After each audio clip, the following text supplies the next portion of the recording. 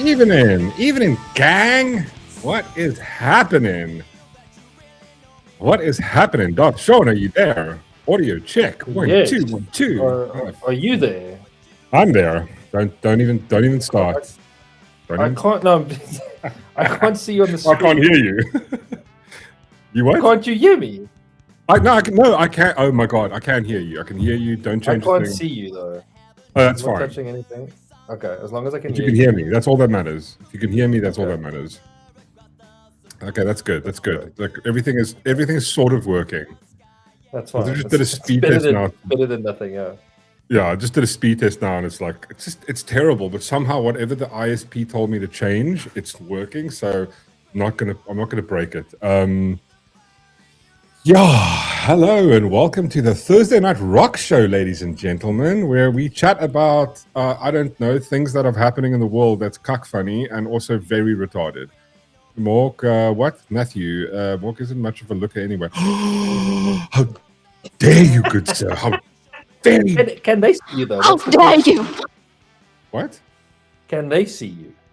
Yeah. I've got the stream up in front of me, so just make sure everything works. Yeah, they can see me. Let's just say hello to chat. Wow, everything works. We're a real streamer. Good evening to CR, Shantalu, Ghost Stomper, Pete Swagger in the house. How you, homo? Good to see you, homo. Gavin Kuma is here. Just because his surname is Kuma doesn't mean he coons. I just wanted to point that out. Philip is here. How's it, Philip? Matthew, of course. Said hello to Matthew. And who else? 144 stepping into the fray of play. Sandy, how's it, Sandy? Yeah, that's what we have. It's who's in the chat. If you're watching, all the people that are watching, just drop a comment. You can drop a comment and you can join the conversation. We can talk about stuff. Yeah, just say hi. Just drop a vibe. Arthur, hello. I do want to point out. Didn't we recently get a new subscriber? Oh yes. I didn't know if I should share. I mean, I was that's quite a cool vibe though. You think it's cool? I'm just thinking. I thought it was awesome. Thought it was awesome. The first question I've got is why. Well, maybe listen. O's on his own right now. So I don't know. The other day, it was in the week now. I noticed. Let me see if I can pull it up quick. Actually, that's quite funny. Wait, I want to leave it till later on. Okay, cool. All right, we're gonna have a new subscriber. Yeah. Wait, let me just quickly pop these into the Discord, and then I can share it from there. But yeah, we got a new subscriber, and I was like, what? This can't be real, and I think it is. So I should pop it in here for the time being, and then we're going to revert back to it in a second. Let me just get all my ducks in a row. So many ducks, hey? I don't know why they need to be in rows, but I mean, where the saying came from. Yeah, I mean, do ducks walk in rows? Yeah, they do. They do. Okay. Oh well. Around the mother, yeah. I think that's where we learned it from. It's like the people that was designing schools. I don't feel like they've actually mastered that in South Africa. No, like queuing and walking in lines. Yeah. Also, to say non-said Arthur. How's it, Arthur? Jan van Riebeeck is the man. I completely agree with you. The absolute OG. Bro, imagine that, Jan van Riebeeck, bro. Just causing cuck, triggering people. What 200 years later, still, bro, giving people chest pains. Cuck funny. We've got Osborne. How's it, Osborne? Nice to see you, new viewer. How's it, man? Welcome to the show. Kevin's also here. Let's see. Who's the new sub? It's a surprise for a little bit later. Yeah, I know. There we go. Right, Slippery Pickle. What has Jan done this time? Oh, he's done terrible things. Let's go. Okay, wait. Let me just quickly get our background audio, and then I want to start the screen now. That's cool. What? You can see me now. Yeah, now I can see you. Oh, okay. Well, I think there's maybe some issues, but I somehow changed. I don't know. Maybe this is like a thing that I was talking to Whistler about, but apparently I was having massive issues because right now I think it's a congestive issue. Yeah, it's like a congestion issue because it only happens between about 7 and 9 o'clock in the evenings where I have issues connecting, but it's only to the US. No issue locally, no issue connecting to the UK, places like that. And phoned up the 5 times. The 5th time I spoke to my ISP, there was actually a nice person working there to actually help me.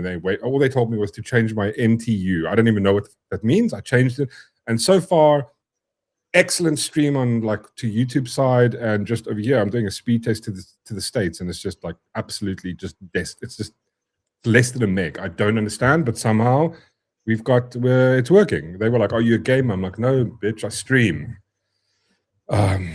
So yeah, let me just quickly get this. Where is it? Put this in the background, and I just gotta.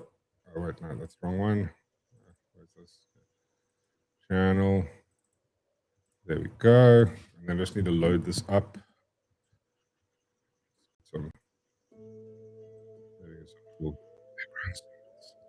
And then I just need to load this video up because we're going to be going through this. Where is it? Oh, sorry. There we go. There we go. Hope we don't get a copyright claim. Not that the SABC owns this clip I'm going to be playing, but who knows? They might actually even attempt to do it. Ghost Stomper, important when we put networks inside other networks. Oh, the NT is important when we put networks. That's what you're referring to, maximum transmission unit. Oh, max number of bytes. But yes, that's what. Thanks, Ghost Stomper. Yeah, that's what Whistler was explaining to me the other time when I told him he was helping me out with it, and he explained to me. So apparently, all they did was they said I must lower mine. So mine was at 1492, and then they said, listen, drop it down to 1420 or something like that.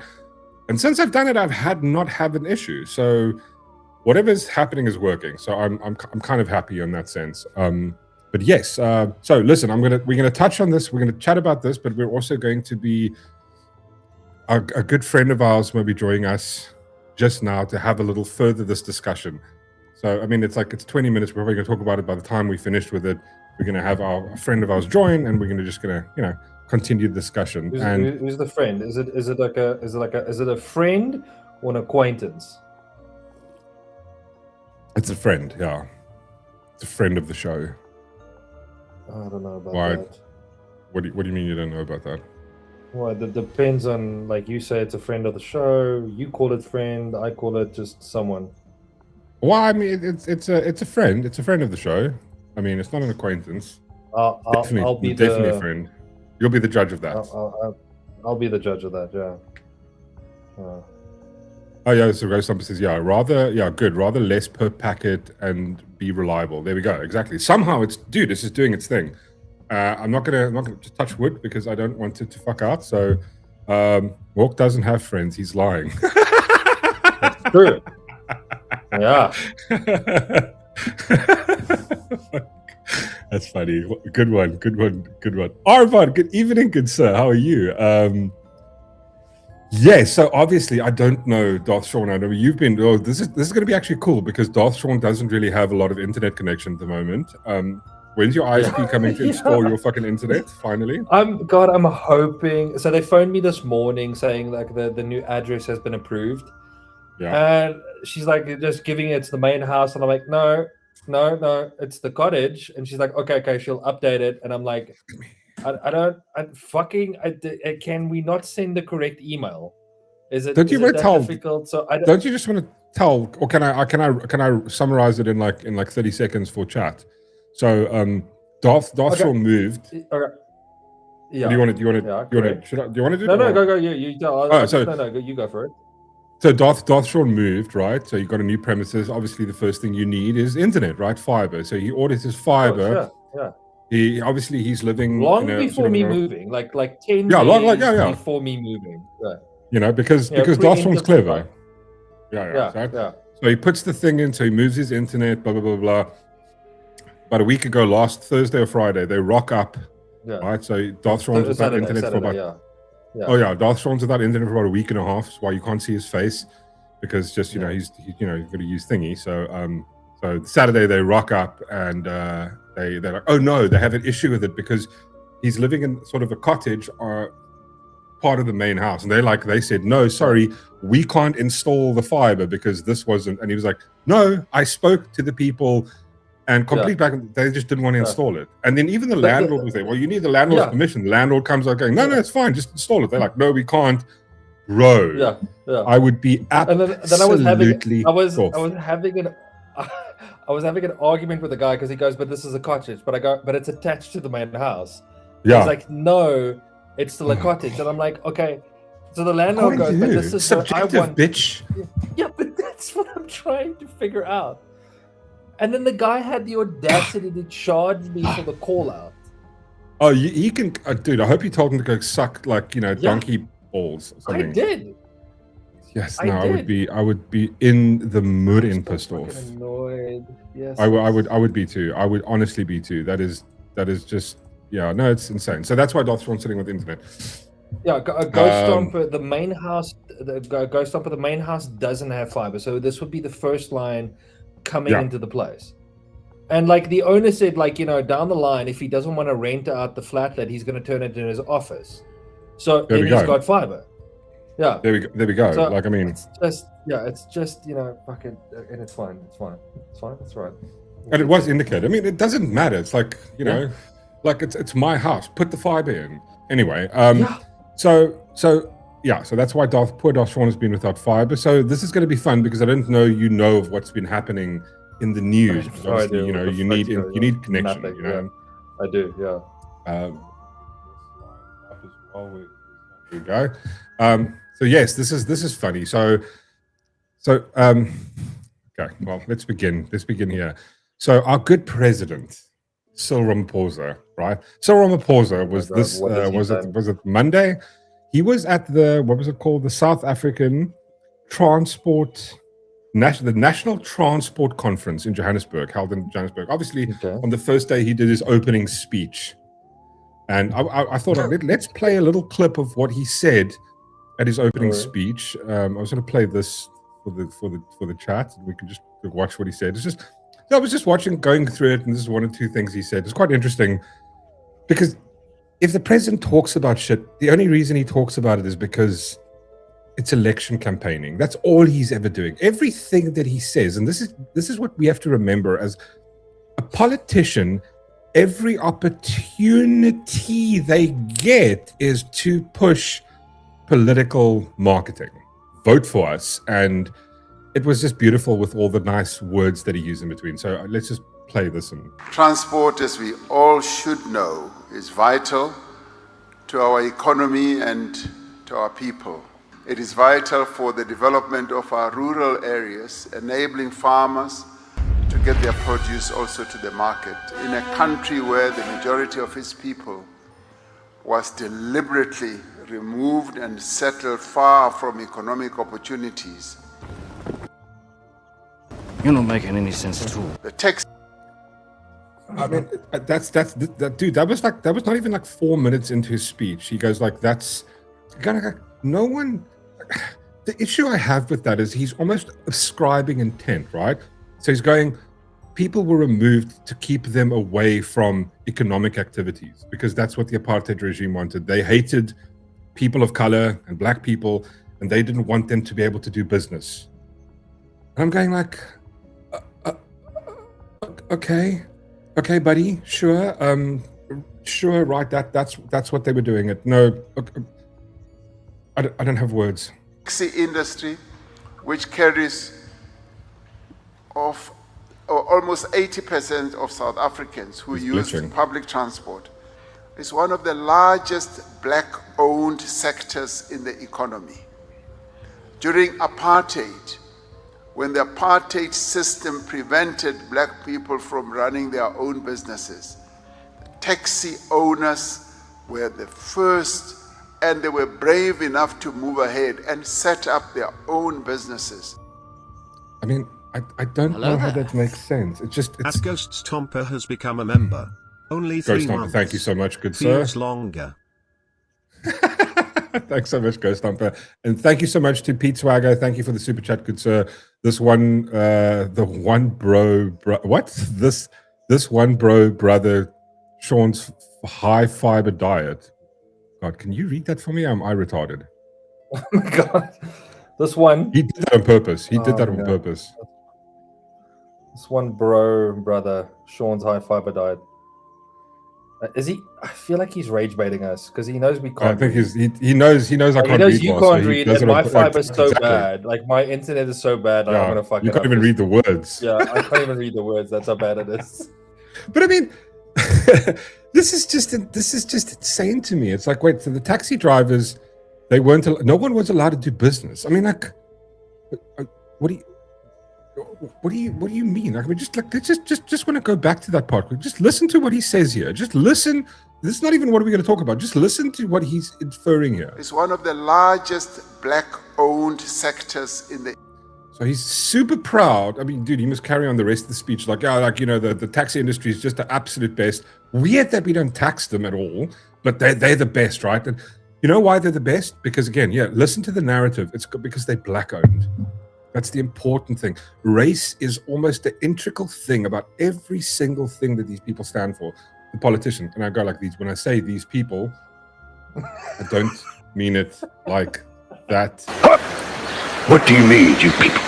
What I mean by that is, I mean politicians, specifically ANC politicians, race-baiting politicians. That's what I mean when I say you people.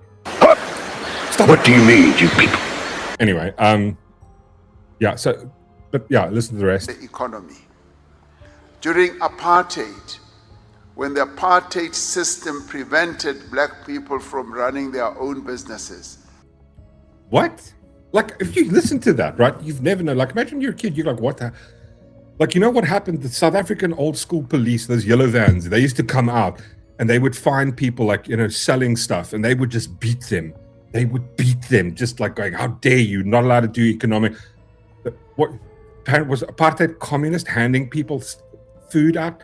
Like, this is insane. It's so much horseshit. But you know what? No, it doesn't matter. It doesn't matter. He doesn't have to tell the truth. He's not going to be held to account. He can just come out, speak the biggest load of cuck, and people are going to go, clap like fucking seals. You know what I mean?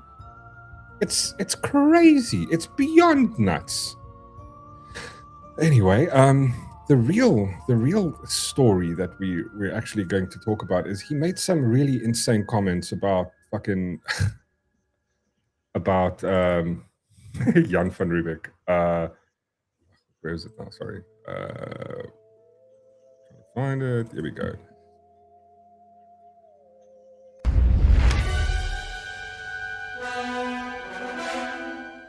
Oh my God, what am I clicking the wrong thing? Sorry. What am I doing now? Where's my...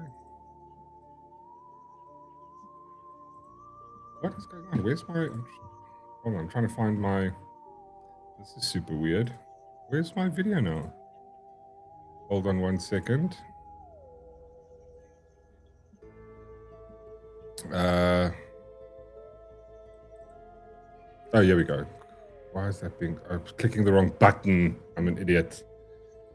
So yeah, this is the thing I would like to talk about. Ghost Stomper, thank you so much, good sir. Ghost Stomper, a cent for every GS sub. At 3,230 cents. He likes rubbing it in, right? Like it's like he's going out his way. No, listen. I'm going to give it to Ghost Stomper. Ghost Stomper, well done, dude. Really, like, no, listen. We had a mini contest that somehow Ghost Stomper started. He beat me. He got to 3,000 subs way before I did. So I'm gonna tip my hat to you, good sir. Well done. Yeah, no, I think it's awesome. Listen, there's no competition between friends. There is. There isn't. But yeah. Also, just want to say hello to Renee. Hello to Robert. Welcome, and welcome to Hein. How's it, man? Good to see you guys. Good to see you guys. Welcome to the chat. Paying Mork's his commissions. So here's the actual video I wanted to have a little chat about, which was just it was insane. But anyway, just like let's have a. Sorry, clicked the wrong button, Darth Sean. Here's the video I actually want to talk about. So let's have a look quickly. This is hilarious, Darth Sean. As a trading nation, over 90% of our trade by volume moves by sea. The current conflict in the Middle East has placed a spotlight on our ports and also on the strategic value that they have in maritime transportation. When major shipping routes are disrupted, South Africa has an opportunity to position itself as an alternative hub. There were a lot of long words there, miss. We're naught but humble pirates. And maybe position itself is a wrong word because it's always been there from time immemorial. You're not making any sense at all. And that is why Jan van Riebeeck utilized it to come and plunder and dispossess properties from our people. It was because of this route. Captain, I think the crew, meaning me as well, were expecting something a bit more shiny. No, much more better. It is a drawing of a key. Sorry, I don't know. It makes no sense, but good Lord. Like, there's two things there that just completely baffle the mind, right? And we just need to go back to it. So it's basically here. Sorry, I think it's Miss, we're naught but humble pirates. Sorry, this part here. And maybe position itself is a wrong word because it's always been there from time immemorial. Trade routes. This is what he's saying. Trade routes. Apparently, sea trade routes. You know the trade routes that they. God, I don't know how to explain this to him. I hope he's watching because. I hope he's not watching because I'm not prepared to explain this to him. I don't have the crayons. I don't have finger paint to. Trade routes are discovered by people. You fucking muppet. Sorry, I know it's not 8 o'clock yet. The kids are still awake. I'm really sorry. I take that back, right? This is insane. You're good. Trade routes were not there in time immemorial. Like it wasn't there since the beginning of time. It's not like the winds, brah. It's not like the star. Trade routes are discovered by people. They aren't. It's not like they discovered land. It's going like, here's this is the thing, and this is the trade route. I don't know how. I don't know. I don't know how to explain this. It's like these aren't things that are just there. People create trade routes. You know, like the roads, Cyril. They weren't there forever. No. According to I disagree with you. Charles on point here. Like the route from Cape Town to Worcester. The entry has always been there. That idea of going over the tunnel, that route of going over the mountain, that was them just dicking about. That was just that. That tunnel was there. It was built. The Khoisan built the Tweeskloof tunnel. The white man came along and they stole the fucking Khoisan tunnel. They put their own name on it, just like they're doing today, where they rename things. That's just what there was a Khoisan tunnel. Where do you think cave paintings come from, Sean? Where do you think it's just insane? This is insane. It was like, so that's the first part of it, right? It's going like, okay, cool. No, these things were there forever. Okay. Okay, sure, buddy. Sure. Gotta point out this comment quick. Which one? Nothing to plunder. But Cupcake knows plunder about plunder. Yeah. He's got pirate booty in his couch. That's how he surfs, right? Because I mean, think about it, guys. Listen, let's just think about it. If you think about it, the modern pirate ship is technically the couch because that's where he sits and surfs the fucking internet, right? Just on his phone, TikTok, surfing, pirating, plundering. I mean, it's like, but first off, like. I don't know. Either listen here. Let me be serious about this, right? It's either one of two things. Either the president is an absolute retard, Everybody knows you never go full retard. Or... Okay, now let's try to get an answer from someone who's not a complete retard. Anyone? Come on, don't be shy. Either he's a complete retard, right? Either he's a complete utter retard, or he's a semi-retard and he's just reading whatever someone wrote to him. It's one of the two things. It can't be both, right? It's either he's completely just retarded and he doesn't know what he's talking about, or he's just going like, he's just reading whatever someone gave him to read and going like, he's just going to say this, words don't matter, facts don't matter. It's like, again, maybe the third, the most charitable way I could be towards him is going like, he just doesn't know what some of those words mean. He doesn't know what time immemorial means. He has no clue. So he's just saying these things. Oh, it's like the trade ships with these, like, he thinks it's like the, I don't know, the sun and the moon and the stars. It's the wind blowing from north to west or some shit, like from west to south, west to east or some cock like that. It's like, well, the water's always been there. Maybe he's never been on a boat before. I don't know. Maybe it's something. That's the most charitable I could be to him. Right? Is he doesn't know. Like semi-tard, right? But I mean, that's the one part. He has no clue how it works. Full retard. I think he's fully retarded. It's either that. No, I don't think he's semi-retarded. I think he's either full retarded, or he's rage baiting everyone. No, I think it could be rage bait, right? At 30% reading, there we go, comrade fever. But I mean, that's the thing. It's like, but the thing is, it doesn't matter because at the end of the day, it's okay. So it's either you're retarded or you're lying. It's that's actually the better the comparison there. It's either you're absolutely stupid or you're lying with intent. And because it's a politician, and because it's Cyril, and because it's part of the ANC, I would go with maybe the first and the second.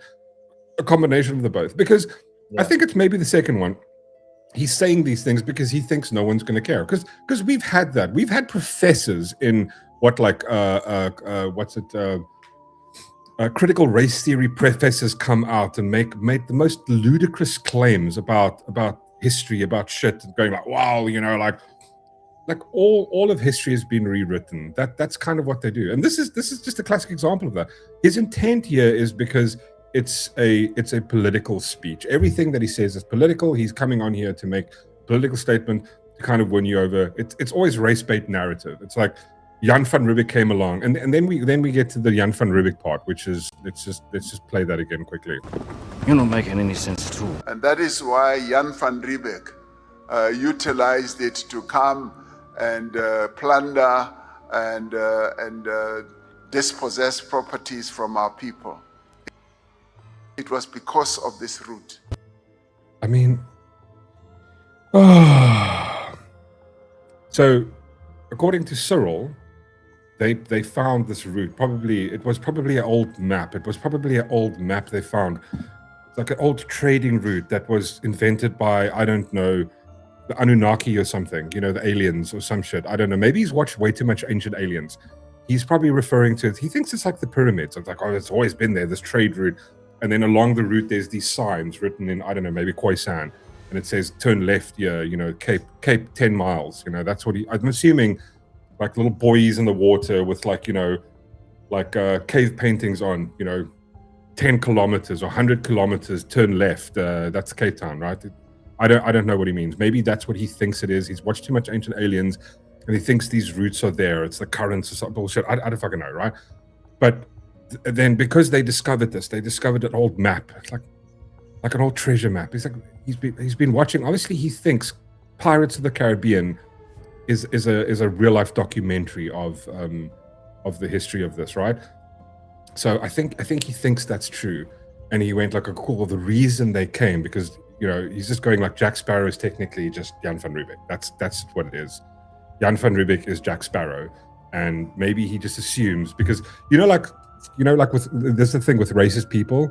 Racist people sometimes can't tell the difference between, like you'll get like some old, guy from the South. Oh no, black people all look the same, and like oh, Chinese people look the same, and then like maybe it's the same thing with Cyril because he's so much of a racist, he can't tell white people apart. So he thinks Jack Sparrow and Jan van Riebeeck are the same person. So maybe he assumes that he was watching a documentary when he watched Pirates of the Caribbean 1, 2, and 3. Maybe he assumes that was an actual documentary of of Jan van Riebeeck. So he's going like that. That's the same guy, right? I think he's confusing the two, but I think that's the most charitable I can be again to Cyril. And I think, sorry, my chair. And that's the vibe, right? So here we are, and it's like they came here to plunder, right? They plunder the land, like even though there was no one here. But don't let facts get in your way. Like that's just silly. Like the fact that there was literally no one here, only the Khoisan. But he came here. Jan van Riebeeck came here to plunder, even though that's not exactly what he did. He came to put up a watering station. That's historic. Obviously, history is wrong. He has Cyril has the right history. History is racist. It's not. Yeah, no, history is racist. Like he didn't come here. He didn't build the castle. That castle that they built here in Cape Town, the one that you can actually go to today, that was a plunder castle. All the gold that they stole from the Khoisan who didn't know what gold was, right? That was what it was for. Like, I don't wonder. You know what the thing is that I do wonder where. Again, I haven't gone to check, but I wonder if there is an article from the most awesome news company in the world, News 24. I wonder if there's an article from them that they point out how wrong Cyril Ramaphosa is, what a dumbass he is. You know, like the comments they make, the constant article upon article upon article, you know, ad nauseum, right? The articles they write about everybody else, like Donald Trump, who's completely wrong, like 700 facts that 700 times that, you know, Trump lied. What if they've made an article where they came out and lied? The one that I actually looked at was this one. I want to say yes, but I'm going to say I doubt it. You can't handle the truth. I said, sure. I want to say yes because I'm thinking, you know, they're journalists, you know, they strive to have ethics and write about truth and facts, and I feel like the correct answer should be yes, but I'm gonna go no. I'm gonna go no. I doubt it for one. I doubt it. Even look at this. So I found this. This is the one of the articles I found. I just love this comment from 144. So Pirates of the Caribbean was a documentary. Wakanda was a historical artifact, and 1984 was a real user manual. There we go, dude. You've nailed it 100%, good sir. 100%. This is the insanity we live with right now. There we go, right, Quibus? Yes, 65 IQ is the answer. That is, I mean, I think 65 might be too charitable, good sir. I think maybe that's on the high end here. But again, if I'm being completely serious, right? I would say I wouldn't say he's tarded. I think it's done with intent. To be just serious, I don't think he's that stupid. Yeah, there is 100% an agenda. It's the same agenda. Everything. Let's keep the idea of race in it. Let's just keep going. It's apartheid's fault. It's Jan van Riebeeck's fault. Let's keep this narrative because we're going to distract from the fact that they're actually plundering, but that doesn't matter. That's again the complete hypocrisy of this. Well, I probably not classify as proper hypocrisy, but it's like these people are literal pirates. Major Tom, hello from ground control. How are you, good sir? Major Tom to ground control. Sorry, great name by the way. But yeah, this is. But I mean, look at how they frame this article. The most charitable that and this is News 24. I doubt they would have. Wait, just before we carry on, I just want to say hi to Whistler and to Reese and say congratulations. They've gotten a brand new Basset puppy. It's absolutely the cutest thing I've ever seen. Oh, I hate them. It's not a cat. I'm just saying it's the most cutest thing I've seen. That's not a kitten. There's nothing compared to. I'm just saying, they keep sending those photos, and I'm at this point. I believe they're rage baiting me into just getting upset. You're gonna go.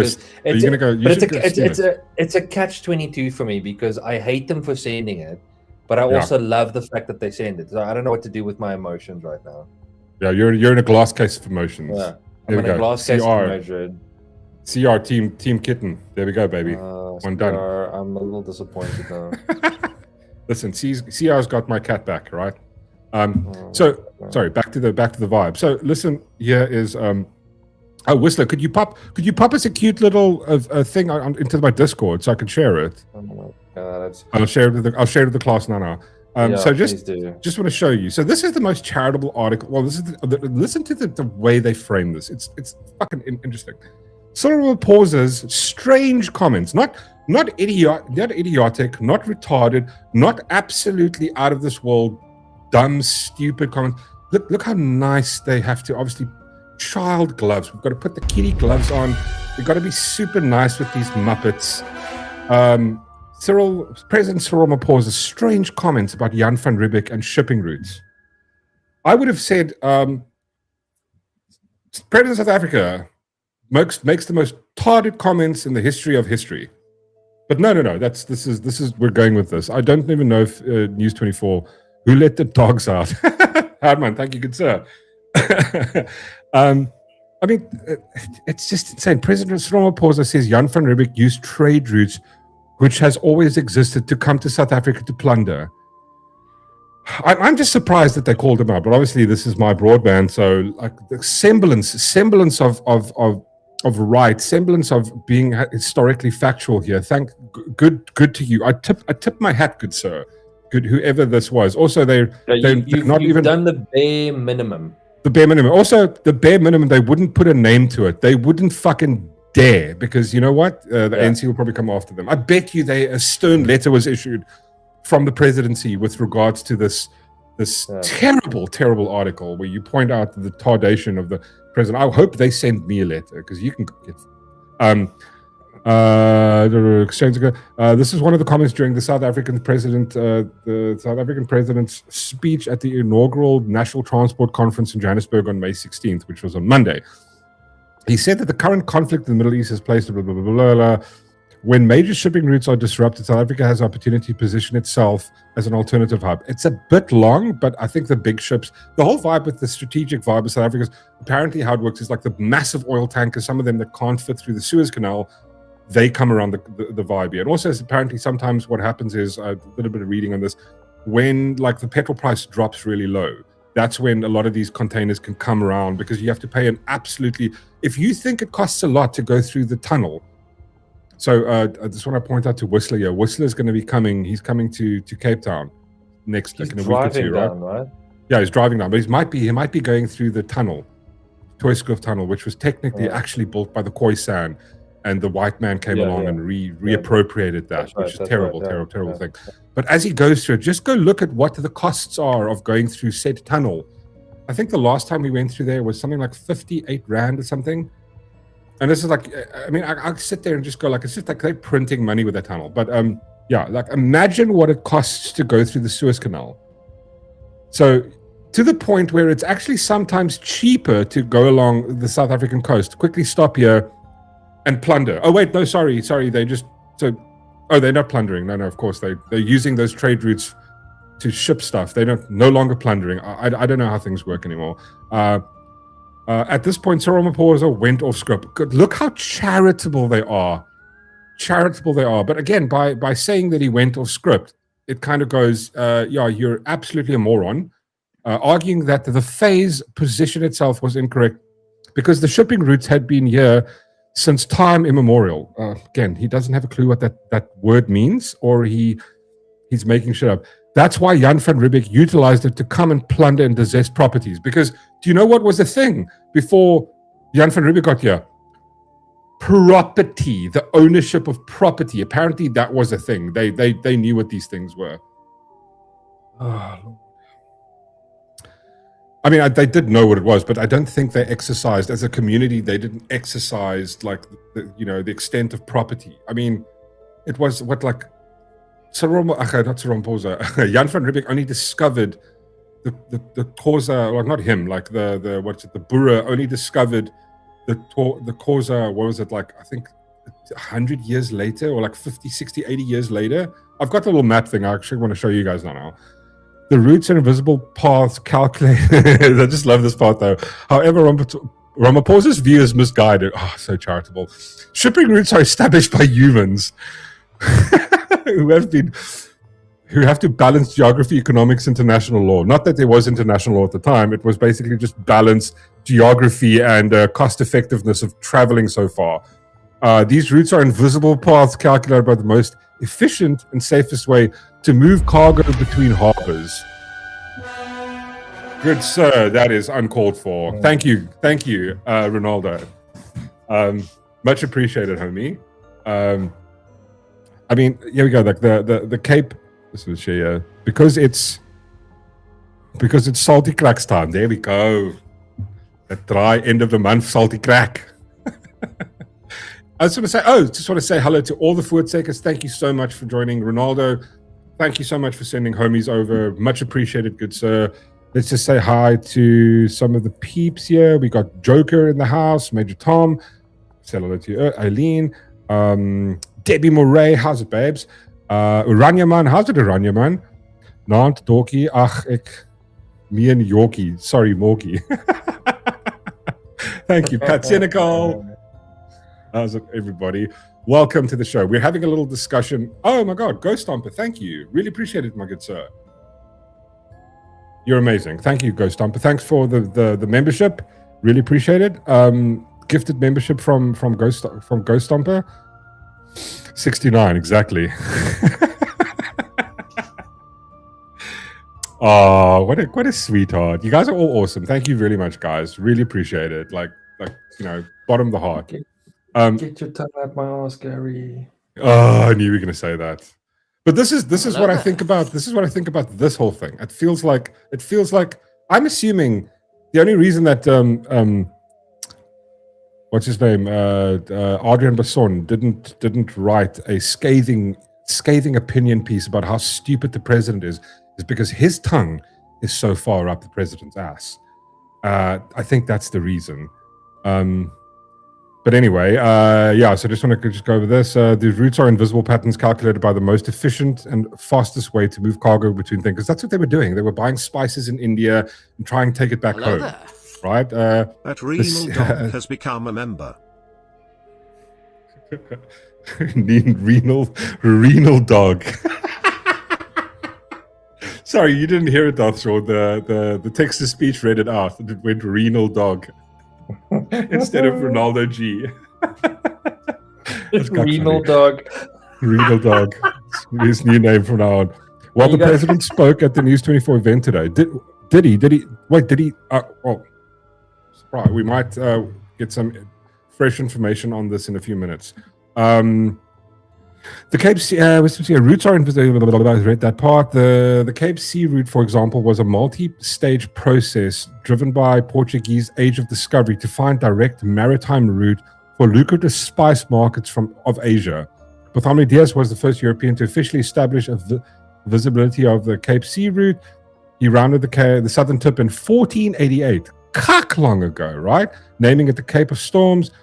King John II of Portugal later renamed it the Cape of Good Hope. While Diaz proved it could be done, Vasco da Gama was one who actually completed the journey to India.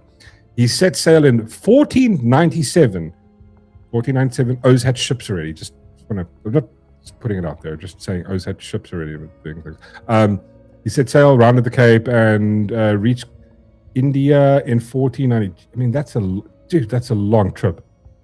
2 years on the sea. I mean, that's why O's got scurvy, right? That's why, Cyril, here's why they made a port. This is why Jan van Riebeeck came. The route became a permanent fixture in global trade when the Dutch East India Company recognized the need for a halfway house. You know why, Cyril? Not because they wanted to plunder, you muppet. It was because O's got scurvy. Imagine being on a ship for 2 years straight. Yeah. You know what? You've seen it. No. Basically, Mark, you're completely wrong. You're completely wrong. They came here directly to plunder because there was this route already established. Yeah, and all the people were just living in the Cape Town. They were here. Cape Town had already existed. There was a city. Exactly, yeah. The Xhosa and the Zulu were here. They had it was basically Wakanda. This is what people understand. Yeah, it was and Wakanda. Then Jan van Riebeeck came, and they blew it all up. They blew it to shit. Yeah. And they renamed everything, and then they plundered. They stole the land, and they put the land in bags and took the land back to fucking Netherlands.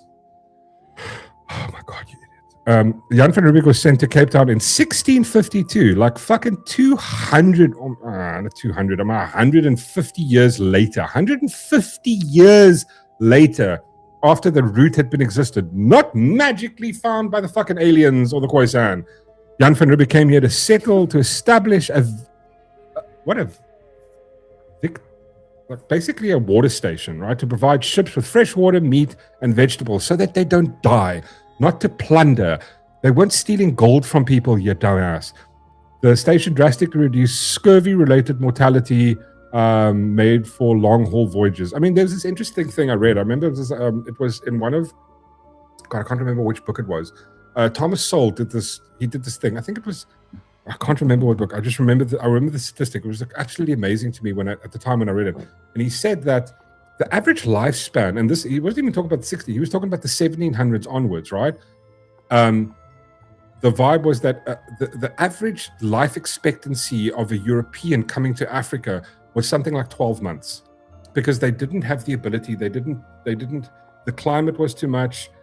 O's would stop here along the coast. If they ventured into Africa, they had a 12-month life expectancy. Also, with being on the ship, not having vegetables, not having fresh food, not having fresh water, it was a complete screw up, right? He did mention the trillions of rands we have benefited from since establishing this trade route. Wait, at the thing at News 24.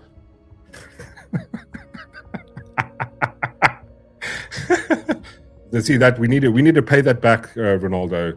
That needs to be paid back. The South African government, obviously, the Dutch East Indian Company needs to pay reparations back for all the money they made from that warring station that they had. It's terrible. It's absolutely terrible.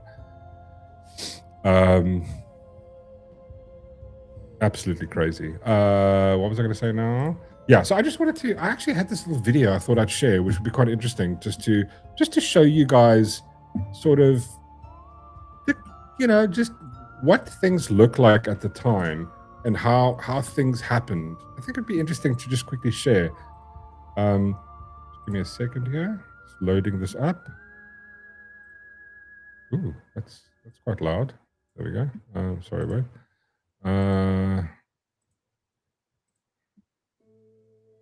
One second. Oh, come on. Why is this thing being gay? Oh, there we go. Oh, sorry, is everything being fine here?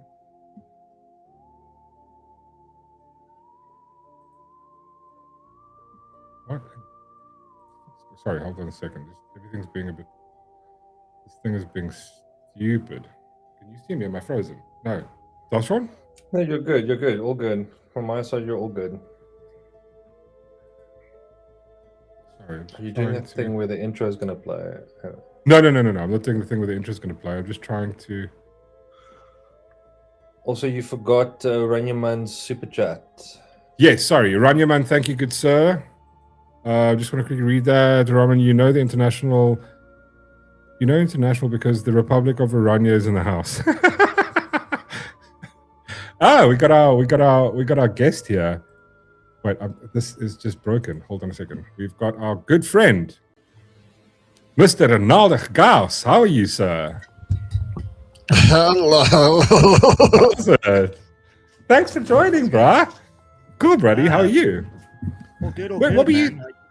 How you guys doing? Well, I'm great, and you, sir? How's your day? Lekker. I mean, yeah, not too bad. Busy, getting ready for the rally tomorrow because I'm not sure if you know, but no. So there's pylons that keep collapsing in Nelson Mandela Bay. The first one was in Jan, and then we didn't have power for like 6 days. And then there was another pylon collapse like a week ago, and that was 4 days.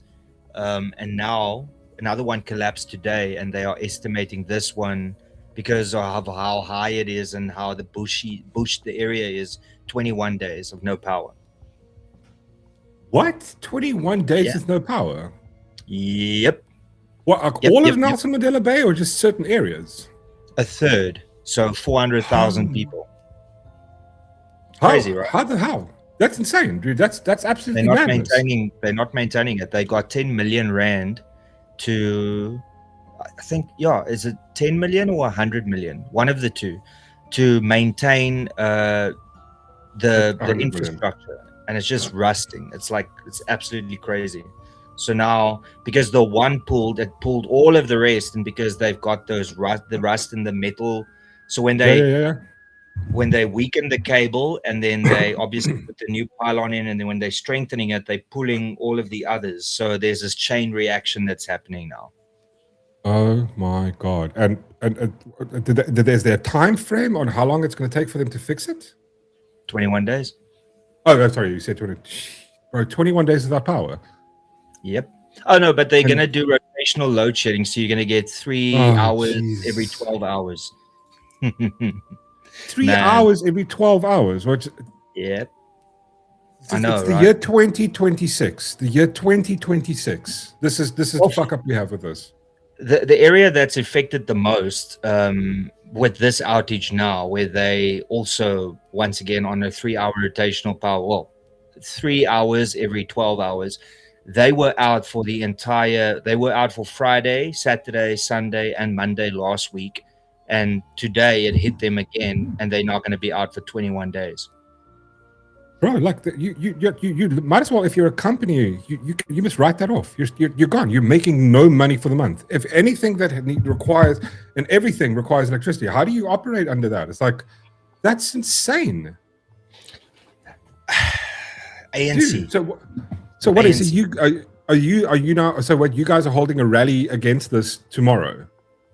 Yeah. So we have tabled not me, because I'm not a councillor, but my caucus leader he has put up a motion of no confidence against the mayor and her executive. Awesome. So that's going to get rid. But now we all know the EFF and the PA and who else? The ANC will vote to support her. So it's just to put pressure on them to say, listen, are you guys really supporting this mayor?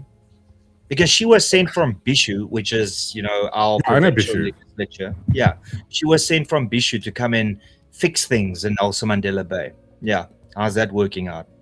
Bro, have you been to Bishu? I remember we were in. I was in East London, King Williamstown for about a year, and they were one day when my mom took me and she goes, "This is Bishu. This is like the sort of the political hub, financial hub," and I was going it's in the middle of nowhere. There's a bunch of fucking high-rise buildings, and this is where the biggest conferences happen with ANC, because the Eastern Cape is there, and that's kind of what gives them that the major voting block is just that. And if you drive around there, bro, I remember I was there in, was it 2007, 2006, the national election, and I remember ANC cars driving, giving T-shirts to the people and a car to these little villages, just here's the dumbest, cheapest fucking car. And everybody would celebrate. It's insane. Good Lord.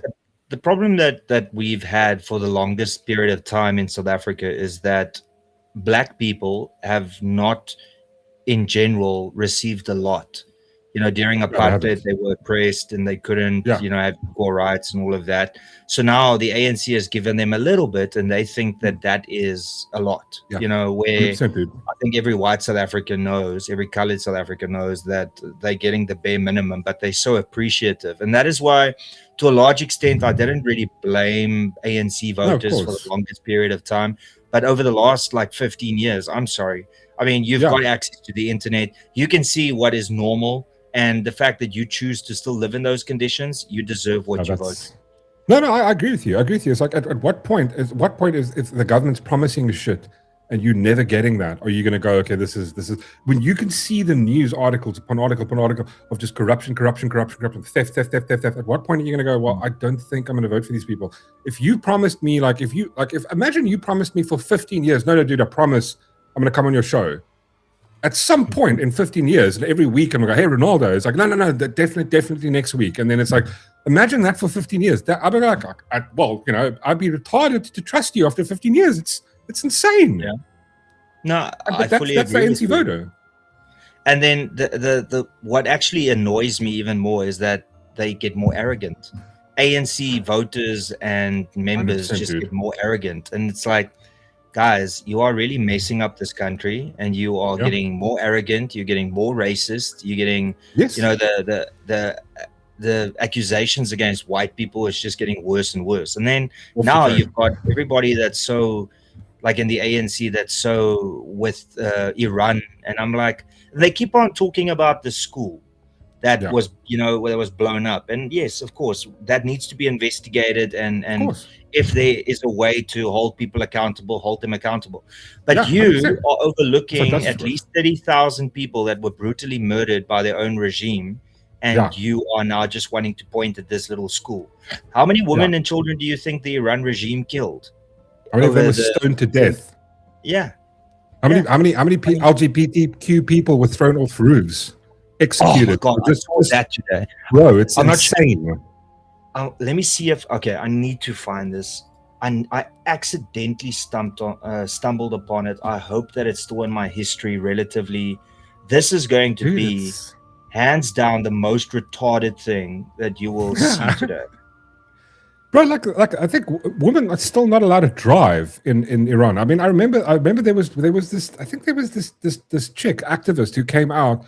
I think she was executed a few years ago. There was an act. I'm speaking under correction. If I got this wrong, it's the wrong country. I apologize. But I know there was an activist in Iran who came out and spoke about it. She wasn't allowed. Women weren't even allowed to book a flight without having a male, a male there to, or like a person that babysat. Allow them to book a flight. They weren't allowed to drive on their own. It's insane. And then somehow the ANC is like, this is, you know, these guys, Trump bad, Iran good. Like, I don't have words. It's beyond the realm of understanding. It's crazy. It is absolutely crazy. But then again, you know, like the irony is that Iran embassy, South Africa X profile said that, you know, we don't kill children. And I'm like, excuse me? Bro. Excuse me? And then everybody in the comments posted like how they exactly did that. You know, they executed a 19-year-old athlete because he I think what did he do? He distanced himself from the Islamic Republic, and then they executed him for that. 19 years old, like a wrestler, like a frisk guy. And then they want to stop talking cock. Just bomb the living shit out of these evil fuckers that are literally manipulating. And listen, here's the thing. I feel for the people of Iran, and this is something that I said. So you know how all of these ANC and EFF and MK supporters are going like, you know, like Iran stood with South Africa, with the black South Africans during apartheid. Right? Yeah, I've heard this so many times. Okay, great. So let's unpack this quick, right? Yeah. During apartheid, millions of South Africans were begging in the international community to spread awareness about what was happening under apartheid South Africa, right? Yeah. And there were still some countries that ignored that and did business with South Africa. Now, please tell me how that's any different from the ANC in 2026, ignoring the plight of all of those millions of people there, and they are still doing business with Iran. How is that different? How's that different? There's no difference, bro. There's absolutely zero difference. It's insane. The ANC government is doing right now what the Americans, to an extent, did, and what other countries did to South Africa, where they just turned a blind eye. I mean, come on. No, it's ridiculous. It's honestly ridiculous. The fact that they think they've got a moral high ground, especially what's his Fik and Balula. Bro, that guy has his head so far up the Iranians' arse. It's like, I think I'm not too worried about him. Every time he gets sanctioned to shit, though. I can't wait for it. Why do you reckon he's going to get sanctioned? Because of all the shit that he says. I mean, he called the American ambassador drunk. He said that he was a racist. He called Donald Trump a racist. All these terrible things. So, like, it's just a matter of time. Sorry if I'm looking this way. I'm just trying to. No, go for it. Yeah, no, go for it, dude.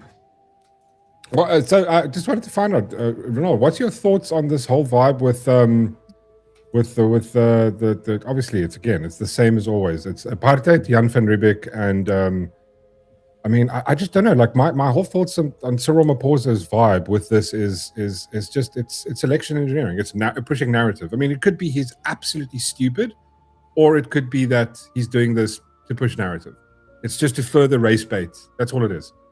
Yeah. So I mean, you said it's election, did you?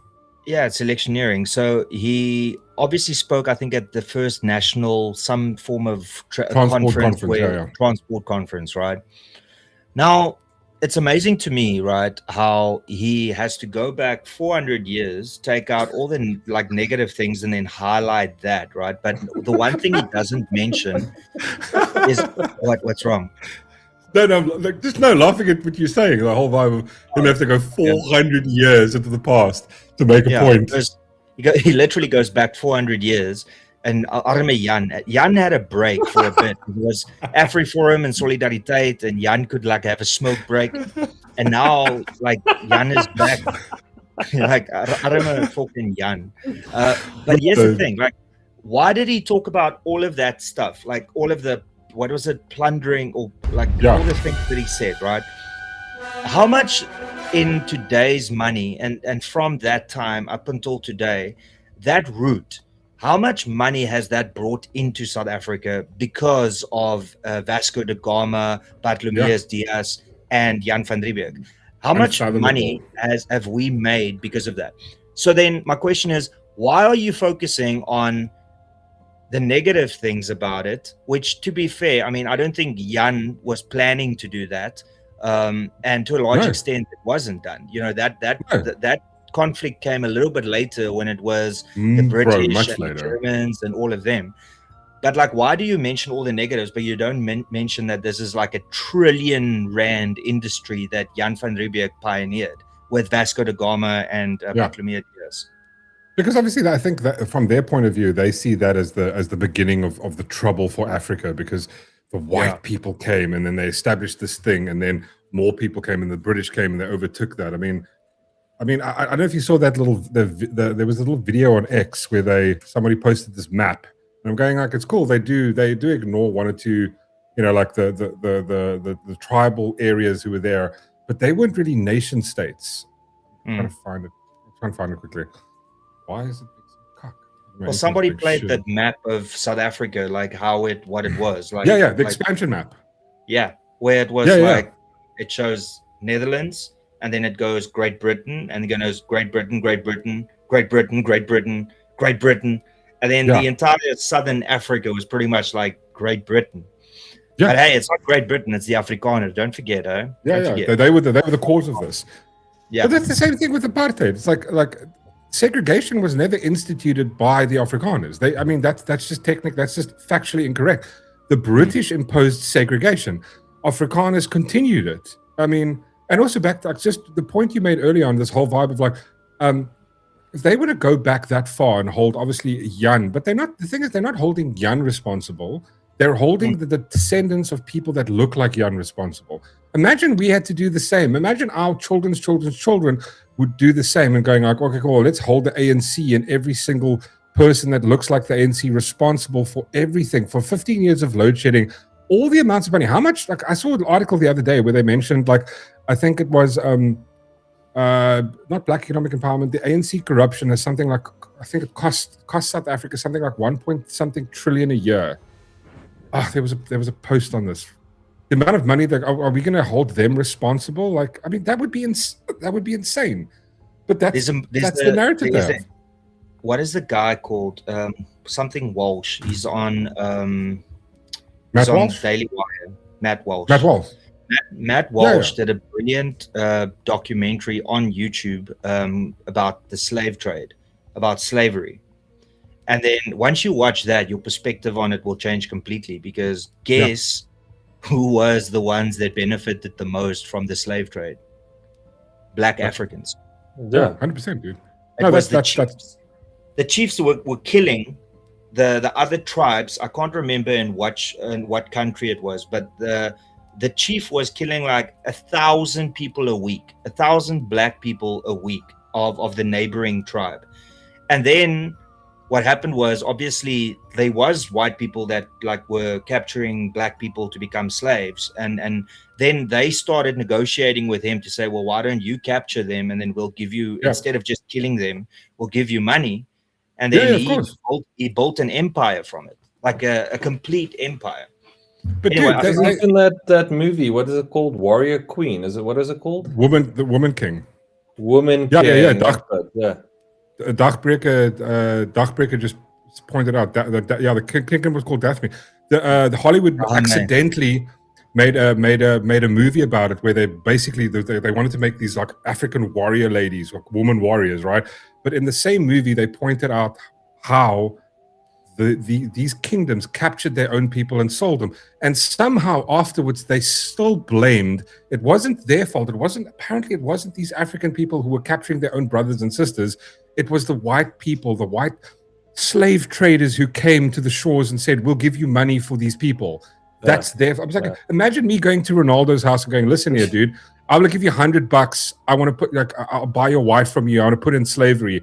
And then he sells it to me, and it's like, then it's my fault, not his. I'm going like, that's insanity. But that's the argument, right? It's the same argument that police chief made. Like, the reason people are breaking into your house is because you got the shit. You've got stuff. You got nice stuff. You've got nice stuff.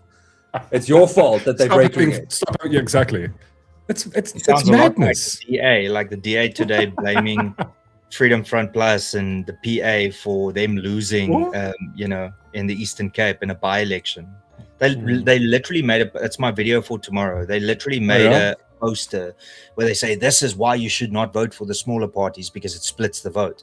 And I'm like, firstly, you are assuming that everybody that voted for the Freedom Front Plus would automatically vote for you, which is a big mistake right there.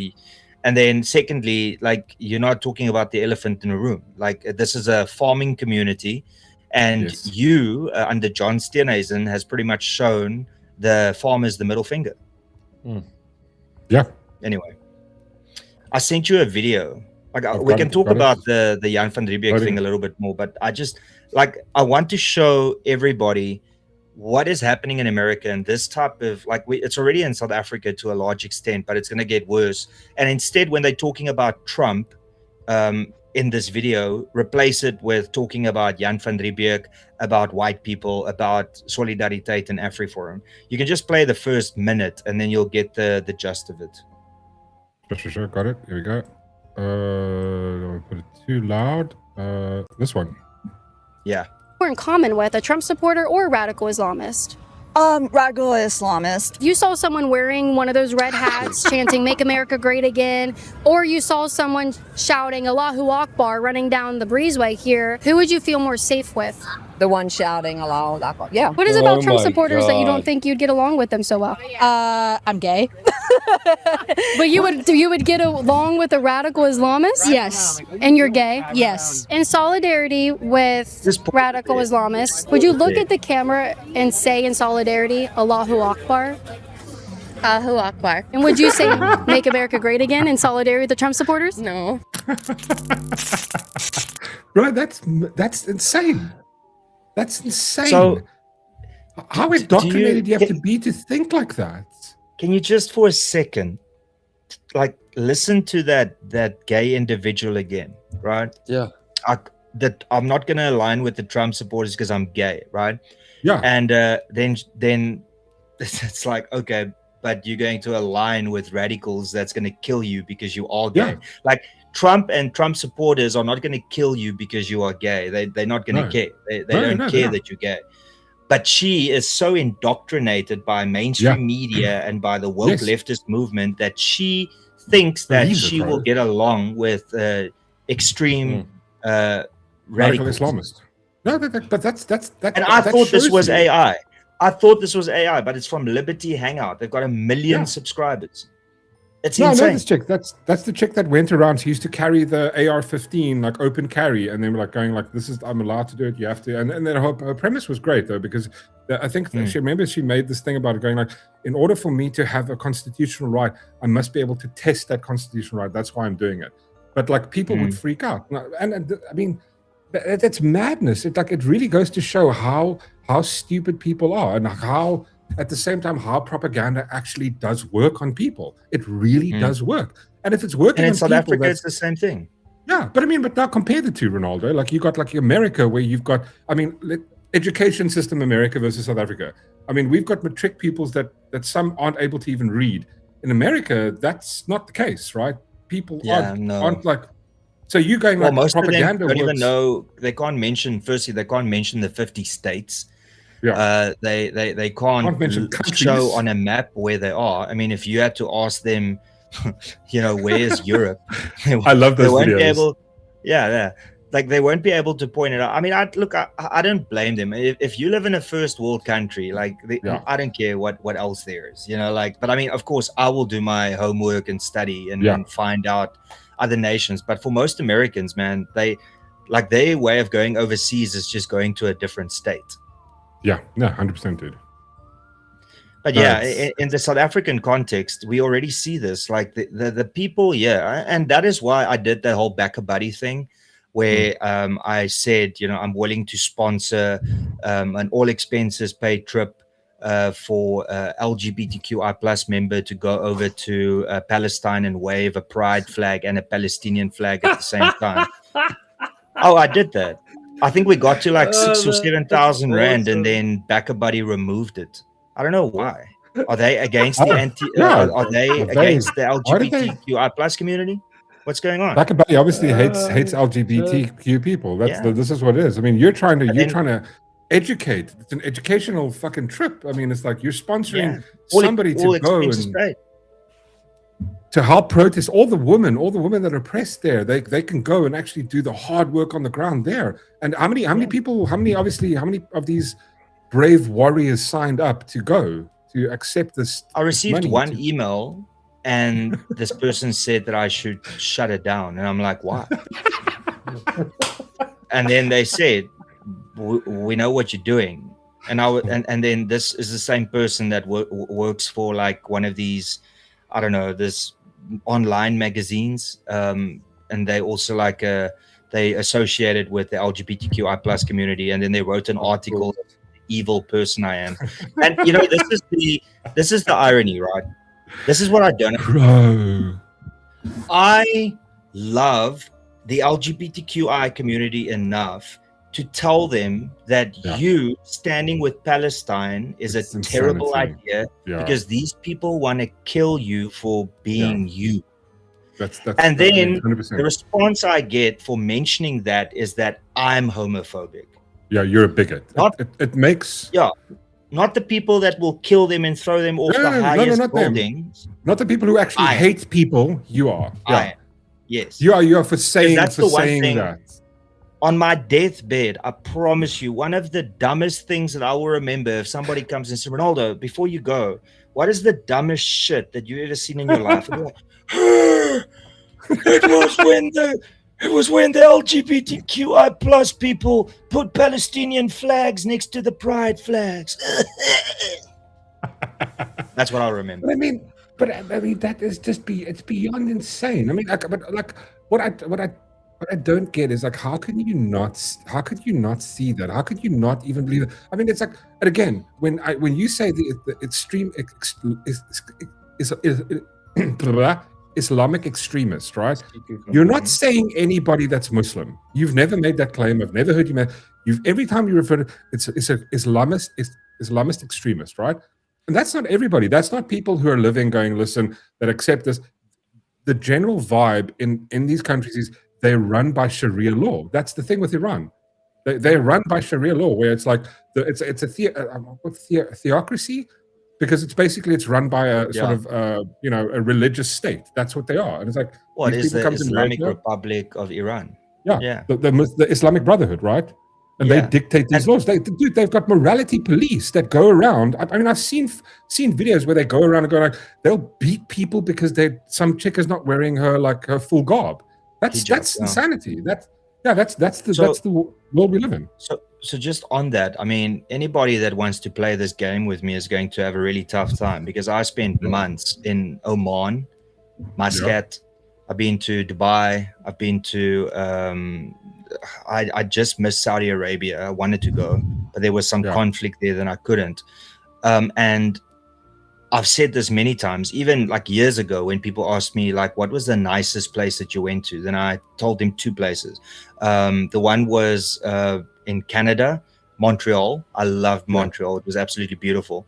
And the other place where I felt really, really welcome was in Oman, which is also 100% Muslim. And the people were friendly. No issues there. I've got a problem with radical Islamists. That's what I've got a problem 100%. with. Yeah, because they are the modern day version of the Crusaders. You know, the Christian Crusaders that would just pillage and kill and go crazy. So I'm not looking at them going, oh my God, what, like at Muslims and going, oh, what a primitive like culture. No, exactly. I'm saying that you're radicals. And this is also the thing that a lot of people don't understand is, Christianity's got its history. I mean, you know, like it's also all got of its these radicals. terrible things that happened, but we, in the modern era, we are not, you know, We don't have but that. there is one religion that is still. So do something about it. You know, just like people did something with the extremist Christians, they did something eventually with that. They must do the same with these radical Islamists. But there's not a single case that I can think of. Maybe somebody can prove me wrong here, but I don't recall a single case of some random school shooter coming out, shooting up the school, going in the name of God, and just mowing people down. That's fucking never happened. Never happened. But you do see it usually when people self unsubscribe, you know, and they're like, and then they shout, you know, God is good in another language. I never hear school shooters or people doing that in any other kind of. But it's very much just it's in that vibe, and that's extremism. Let's just say it. Like, why has the slogan Allah Akbar become a meme? Things become a meme, and things become a joke because it's based off of reality.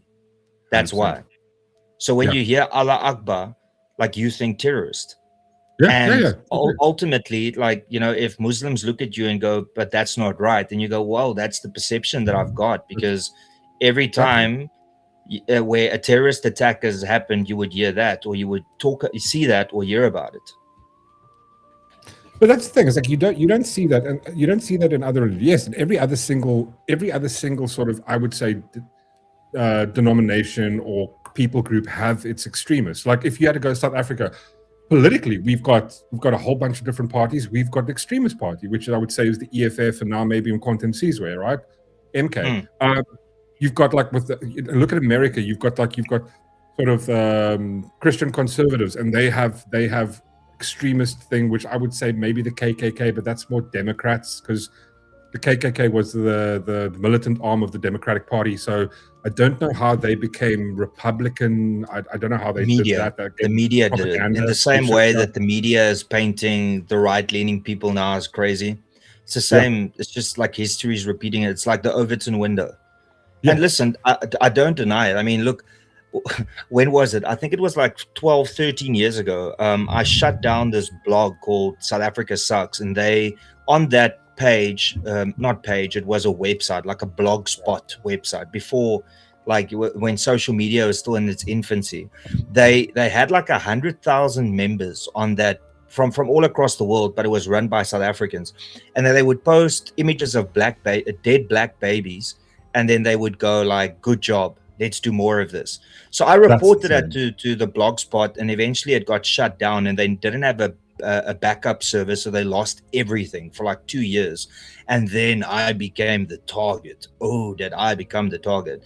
Like within a week, Lauren was getting like random phone calls, and I was getting messages from gay guys, and I was like, okay, something's up, you know. So then eventually in an email they sent us the links, and they created profiles on these gay hookup sites or these, you know, group sex sites, and then they put Lauren's like details on there and say, hey, we keen for a threesome or this or that, you know. And then they just harassed for like a year, non-stop. They harassed the living shit out of me. And that was the far right. So, you know, if you look at me and say, Ronaldo, like, is there a far right? Yes, of course. And they've gone underground now, but you can see even on YouTube, and I won't mention their names, but you can see there's a YouTube channel here and there that from South Africa that's starting to talk very negatively about the Jews because that's what the far right. What's the narrative at the moment? Yeah, and then they don't say black people, they say barbar. Like they use those terms. Like, and I mean they are just as bad as the woke left. Yeah. So you get the woke left that is like absolutely like feral when it comes to we need to be equal. Everybody needs to be equal. Equal penis sizes and everything. No, hold on. It was equality maybe 10 years ago. Now it's like, well, if you're not completely diverse, like 99% black, then you're racist. It's like it's just how Overton windows move. Wait, is there a group on what you say? There's a group that are very far, like extreme right, like they hate the Jews and stuff like that. Yeah. Do they take applications? Fuck off. I'm just asking. But wait, hold on, Ronaldo. Ronaldo, I'm just very confused though. Like, because I know this. The person that said this. I mean, his word is gospel. He says you're right wing. What's his name again? Adrian Besson. I mean, you're like this crazy right winger. I mean, aren't you supposed to hate like the gay people and LGBTQ and like hate every other person? It's. I'm definitely doing something wrong because. You're the worst right winger ever.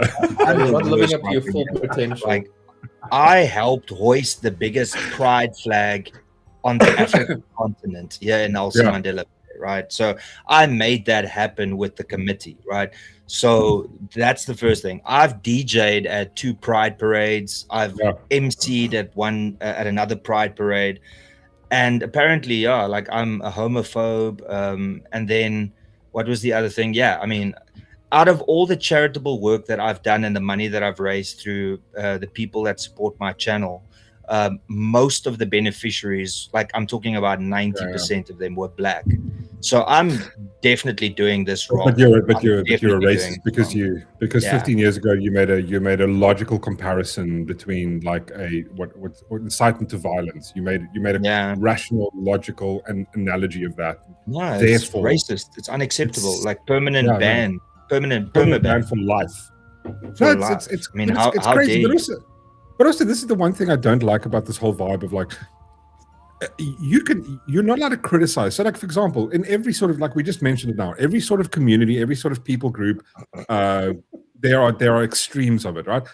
The thing especially with I would say the LGBT community, there are people that are fucking completely extreme, right? You've got the LGBT community, then you've got the absolutely crazy people on the one side going like, okay, no, we need to be able to like cut off the genitalia of people, and then rational people come out and go, wait, hold on, I think that's a step too far, and then they go, oh, you hate gay people. I'm going, what?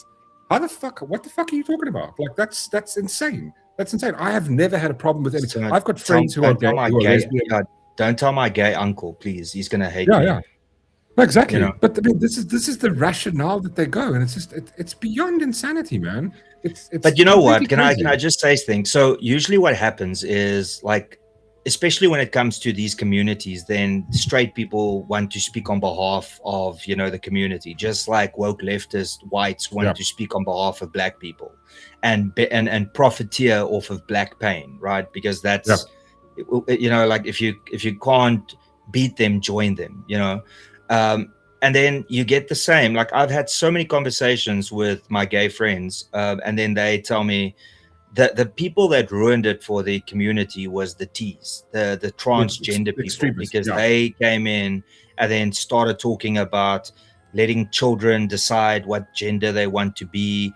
And like if you had to have an honest conversation and the community guys are not amongst one another where they can talk cock about one another, if you had to have a one-on-one discussion with each of them, they'll say, we don't feel the same way as what the majority of or the minority of people feel, but we also pressurize that because remember, they live in this community already. And if they say one thing wrong, then they get kicked out of the community. Yeah, of course. Yeah, you're not allowed to criticize. You're not allowed to criticize your own community, and if you do, you are like you're thrown to the side. It's like almost like what happened with you and the DA, right? You start crying. He's a fucking. Thanks for that favor.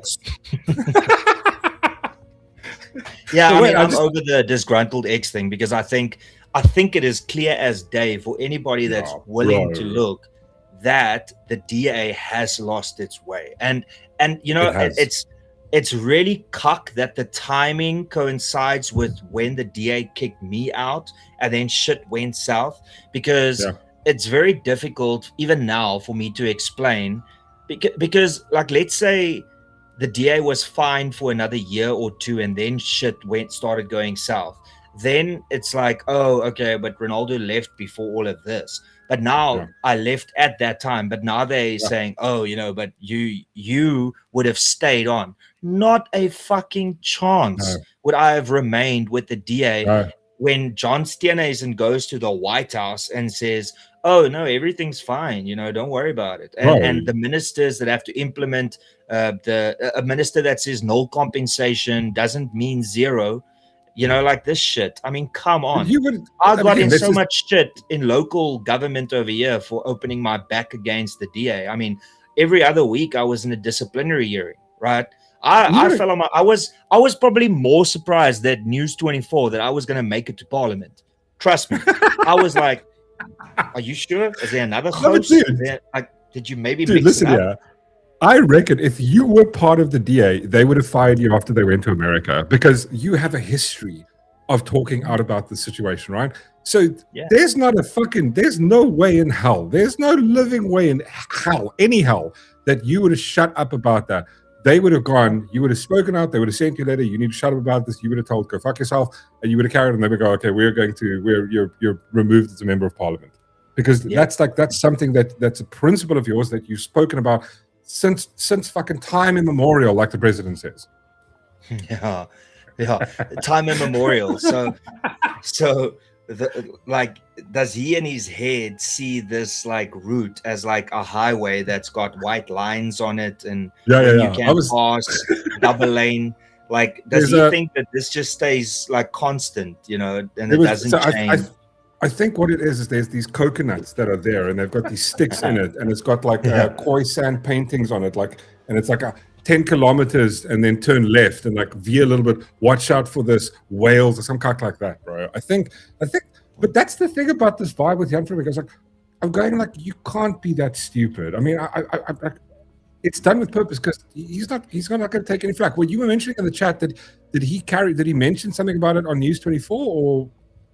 You mentioned something. No. So he was You said that News 24 can't criticize him because they're so far up his ass, and then like the point was proven today because News 24. I mean, look, I understand hosting a president, but News 24 hosted the president, and then during that he said some random things, and I can't remember. Like, let's see if I can find it here, because I tagged News 24, and I said, considering that he said this at your conference, can we now expect you to actually cover something controversial that he said? Yeah, is there? But I sort of know. Is there an opinion piece like they've done about Trump numerous times, where he's an absolute idiot?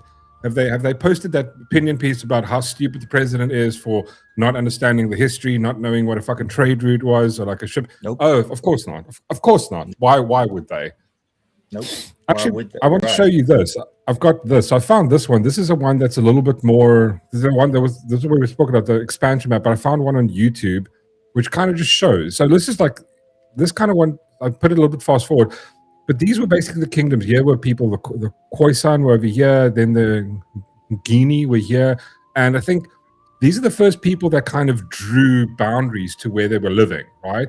And I mean, here you can see that the date clicking on the side, 15. This is more or less what when Bartholomew Diaz 1490 something. That's when Bartholomew Diaz got here. Very slow. 15. I even put it fast forward. I mean, these are now kingdoms creating borders and going nothing over here. Nothing. I remember reading somewhere in a history book that the first place where I think it was Zulus or the Xhosas or Zulus met white people was at the Fish River. Which is right over there. But somehow that they own all of the. But Jan van Riebeeck came here and stole the Xhosa land that was there, Also, they stole the Khoisan land, which like. Here's the other thing. While you play, sorry.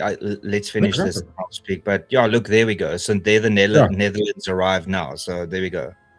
So that their Khoisan is there, and I remember this was Bartholomew Diaz. I mean, like if you had to look, where would the fish river? That's kind of like over there, right?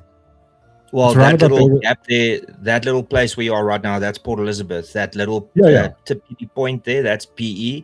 So yeah, the Fish River is just a little bit up. And the vibe was, if I recall correctly, I think Bartholomew Diaz, and I remember reading this thing. They were like, so obviously what happened was because obviously they would, I mean, like in the span of 100 years, right, from 14 somewhere, Bartholomew Diaz rounded the coast and he stopped there. He made like, I remember there's like, what's the one place where there's like a little water, there's a water station there. That's all they had, just a well where they could take water out. But what happened was, I remember, exactly. Yeah, 100%. And what happened was, as far as I remember, there were texts written by, the Catholic monks would actually come, and who do you think wrote the maps? Because they would get dropped off here and they ventured into like, you know, Africa going north, jotting stuff down and then coming back, and they were the ones that discovered the Xhosa around about that time. And O's weren't living in, like, there wasn't land and cities. It wasn't fucking Wakanda. It was like they were settled. But I mean, like, there was constant fights between the Xhosa and the Xhosa were here. Then the Zulu came and absolutely massacred them. They wiped out the Xhosa almost completely. So that's what I wanted to talk about, because the only person that you consistently hear about that was so evil was Jan van Riebeeck, right? Now, if you had to go and look at how many people did Jan van Riebeeck and the Vierwoesie, the VOC, how many people black people did they kill? I mean, I think I can't even recall, but I can't think that it's more than, let's say, 10,000 people. I mean, it might be a lot less, but it's definitely not more than 10,000 people, right? I'm talking about Jan van Riebeeck. I'm not talking about British and then eventually all the others that came. I'm talking about Jan van Riebeck, right? I don't recall there's like him ever killing people, because that was his vibe. He didn't come here to kill people. He didn't even. I don't even think he had a war while he was here. No, he opened a Snoopy. He came here to open a Snoopy to prevent people from scurvy. He sold scurvy cream at the Snoopy. He did a bit of mampur on the side. That's what he did. Knickknacks in the chocolate log. Chappy, you know, don't like leave your change. Here's the chappies, you know. But here's the point. So we hear day and night about Jan van Riebeeck. This bastard. Yeah. Do you know who has killed the most amount of black people in South Africa? I'll give you a tip. They named the airport after him. King Shaka. Shaka Zulu. Shaka Zulu in the Mfukane killed close to 1 million Xhosas. And he killed his own people. Once again, ring a bell, Iran? He literally killed, after his mother passed away, to mourn. If a woman fell pregnant, he would kill her and the child. And what does the ANC government do to reward this person that killed the most amount of black people in this country? They name an airport after him. Yeah.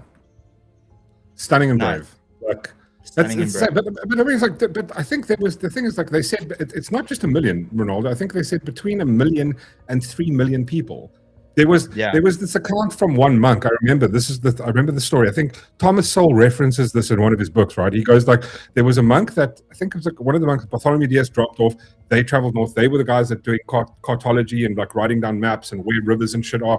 They pointed out, they came to one section somewhere in KwaZulu-Natal area where the Eastern Cape somewhere, where they saw the bones of people, the skeletons, the bones of people massacred by the millions, just like it was. They thought it was rocks, and as they were walking, I think it's documented somewhere. I need to find the text of this.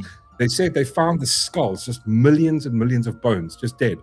But that's what he did. But he didn't just do that. What are the stories of him is also he would invade, kill all the men, keep the women alive. They would kill the children they had, and then rape the woman. And then they name a fucking airport after him. I mean, that's insane. But somehow, well, they treat him like a hero. Of course they do. Imagine insanity, bro. That's worse than what Hitler did, bro. But that's what I want to say. So imagine you go to Germany and you land at the Adolf Hitler International Airport. think that's how ridiculous this is. This is how ridiculous it is. It's beyond insanity, man. When you walk like, into how do you the rationalize airport, that? Guten Tag! Get your like Shaka Zulu t-shirt. I mean, Yeah. like they've got a merch store. I've been to King Shaka, but they've got like a merch store there. King Shaka Airport. I mean, I honestly, it's. Do you know why they praise him though? It's because he killed white people. Oh, of course it is. So it's okay, yes, you killed millions of black people, you killed women and children, yeah, but okay, you killed a couple of white people. Like, yeah, you're a hero. You're a hero. You're a legend. You're an absolute legend. What a legend. Actually, like, sorry, Kosas, we know that you feel a little bit wary about Shaka and his brother Dungan. Don't worry about it, man. It's fine. It's all good. Fuck your feelings. Yeah, fuck your feelings, but it's like, man. My friend, actually, one of our Chantal, I don't think she's here now. She actually pointed out that she told me, I think it was this morning where she pointed out that apparently Jan van Riebeeck left Cape Town with all his children. They all fucked off. They were here for a couple of years and then they left. They didn't. Yeah. We're not the descendants of Jan van Riebeeck because they fucked back to the Netherlands. Everybody left. It's like his entire family, all his children went back to the Netherlands after his time here. But we're the descendants of Jan van Riebeeck, apparently. Yeah, but you know who I blame? I blame fucking Spa.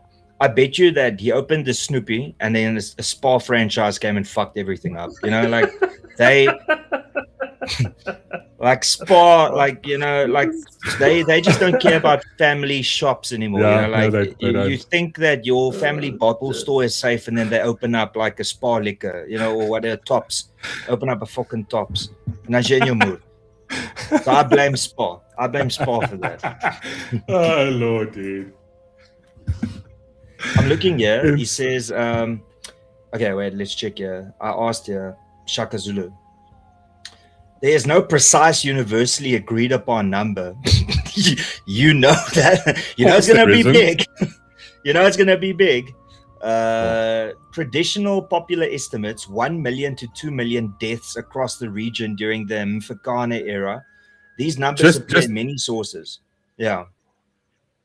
Sorry? 1 to 2 million people, bro. 1 to 2 million people. And this is not like, listen to this. They're saying war. It's not guns. This is physically with a knife, with a spear. There's no just shoot a missile and 20, 50 people get killed. This is like, no, that's stabbing. If it's a million people, you've stabbed at least 20 million times.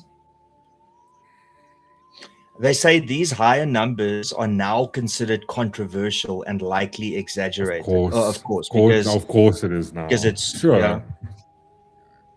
Because they named it Air Force. Here we go. After his mother Nandi's death in 1827, grief-stricken. I mean, fuck, I've been grief-stricken. I didn't go on a rampage, and reportedly unhinged, he ordered the execution of people, including his own subjects, deemed insufficiently mournful. So they didn't cry enough, according to him. Bro. Estimates range from several thousand to about 7,000 killed in the initial outburst. So like the first couple of days of him going, fuck julle heel nie hard genoeg nie. 7,000 people. It's crazy, man. It's crazy. What do you mean, you people? Yeah. I just, I don't know. Insane. Like, there's just this insane double standard when it comes to what is considered acceptable in this country. And you know what? Yeah. The one thing that you can say there, at least of the ANC government, is that they're consistent. They're consistent in their inconsistencies. Like, you've got Jan van Riebeeck. Like, actually, I'm going to ask you, how many people did Jan van Riebeeck killed? I want to just have a comparison, because let's be real. I wonder if this will be controversial, asking this. There is no precise documented number for how many people Jan van Riebeeck personally or directly killed. Historical records from his time as commander of the Cape Settlement under the Dutch East Indian Company do not attribute large-scale personal killings to him. He was primarily an administrator focused on establishing a refreshment station, building fortifications, trading for cattle, and managing agricultural slave labor, right? So I mean, let me see if I can find a number here. But listen, Ronaldo, come on. Oh, he had slaves. Come on, dude. Ronaldo, slaves, trading slaves or facilitating the trading of slaves. So other people trading slaves and him having a port for them. That's far worse than killing 7,000 people because they didn't cry hard enough. I mean, that's obviously killing people who don't cry. That's fine. Facilitating other that's the worst thing ever. Obviously, you're just like you're irrational here, Ronaldo. Come on, let's just be honest. No, you're irrational one. Clearly, I am. I see a comment there. This is what you have to remember, Ronaldo, is that things were very primitive back then. Says Scott. Now, Scott, firstly, it's got fuck all to do with you, but I'll answer your question. So Shaka Zulu. Let me. I'm just joking. I always like that. That name, Scott. Scott, fuck all to do with you. Scott, fuck all. Actually, quick.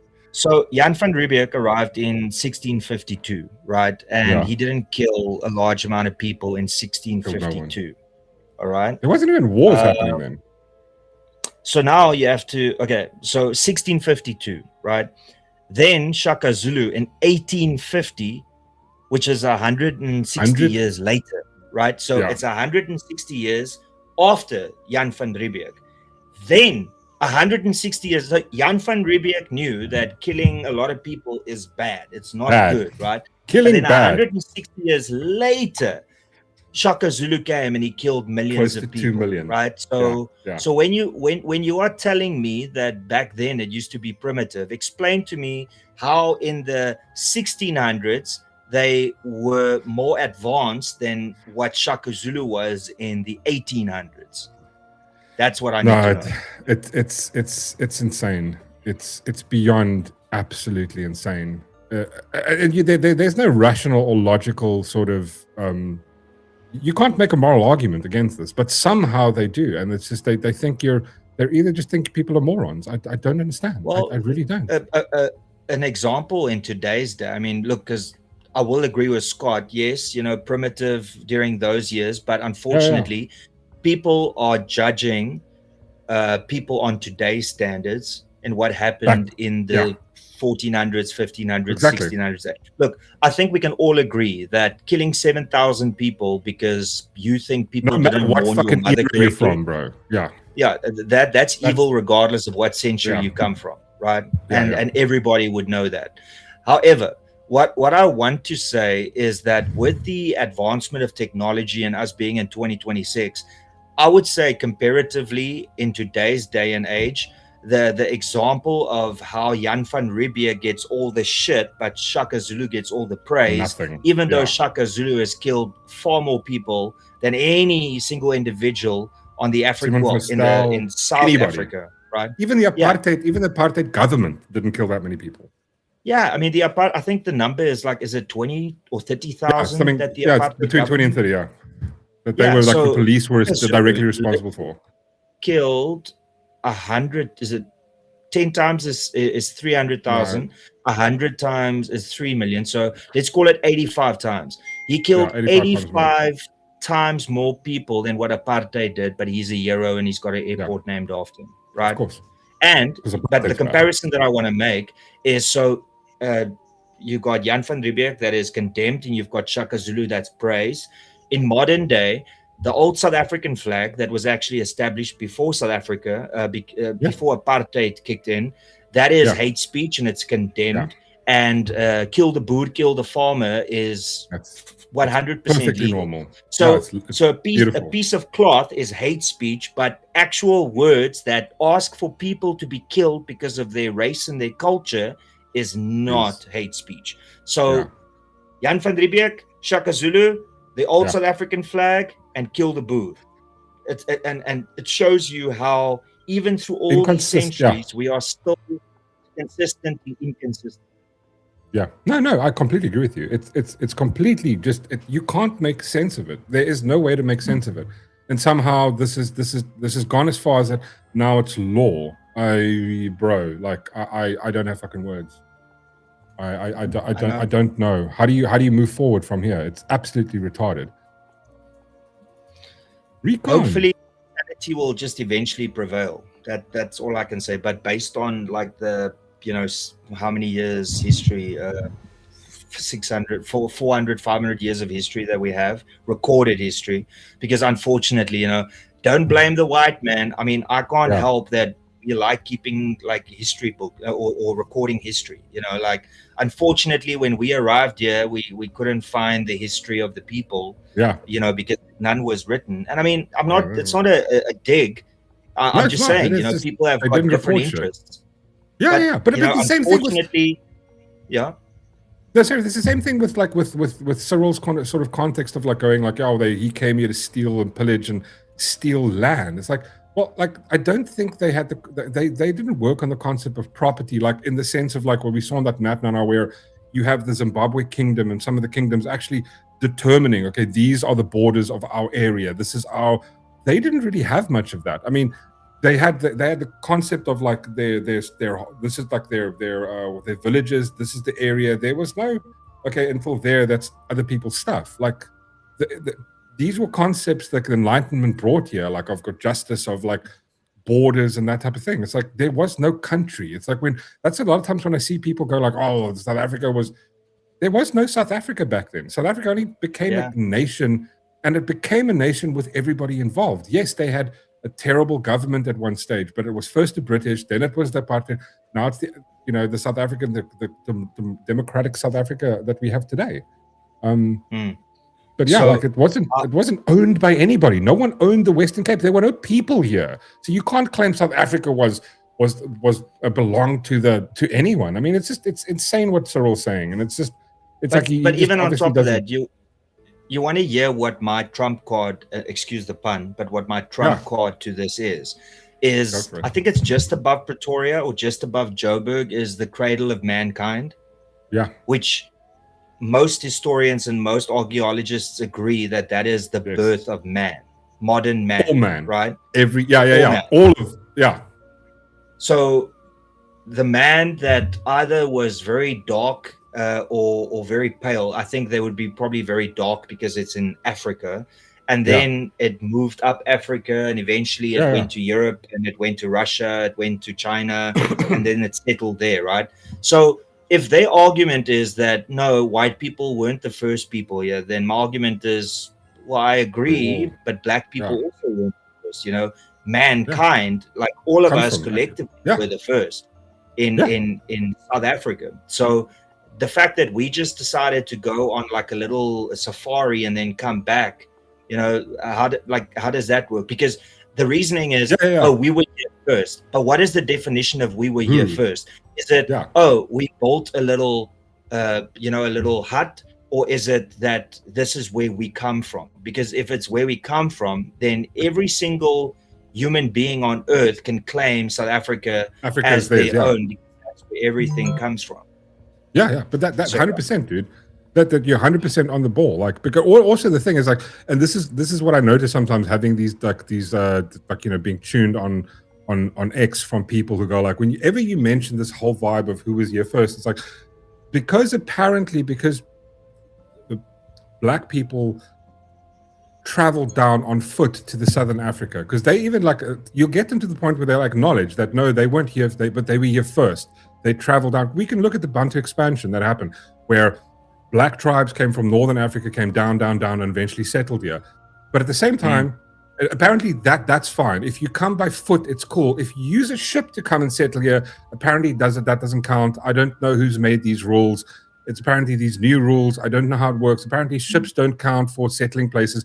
Even though we got here, when I say we, I mean people of like similar looking to me got here and they established a place. Apparently that doesn't count because 500-600 kilometers away the Xhosa nation was there, and somehow 200 years later when it became a nation, that automatically makes them the owners of the Western. I don't know how it works. I don't know where the rules are. I don't know if there's a scroll somewhere that someone has that points. I don't know how it works. It's the 7 scroll. So I asked Grok, list the top 10 killers in South Africa history. Oh God. Okay, you ready for this? Number 1. Go for it. Number 1, Shaka Zulu. between 1 to 2.5 million people, right? You ready for the second one, right? In a very, very close second place, Louis van Schoor, who killed 39 people. Holy shit, bro. So I'm sorry for the people that watch the live.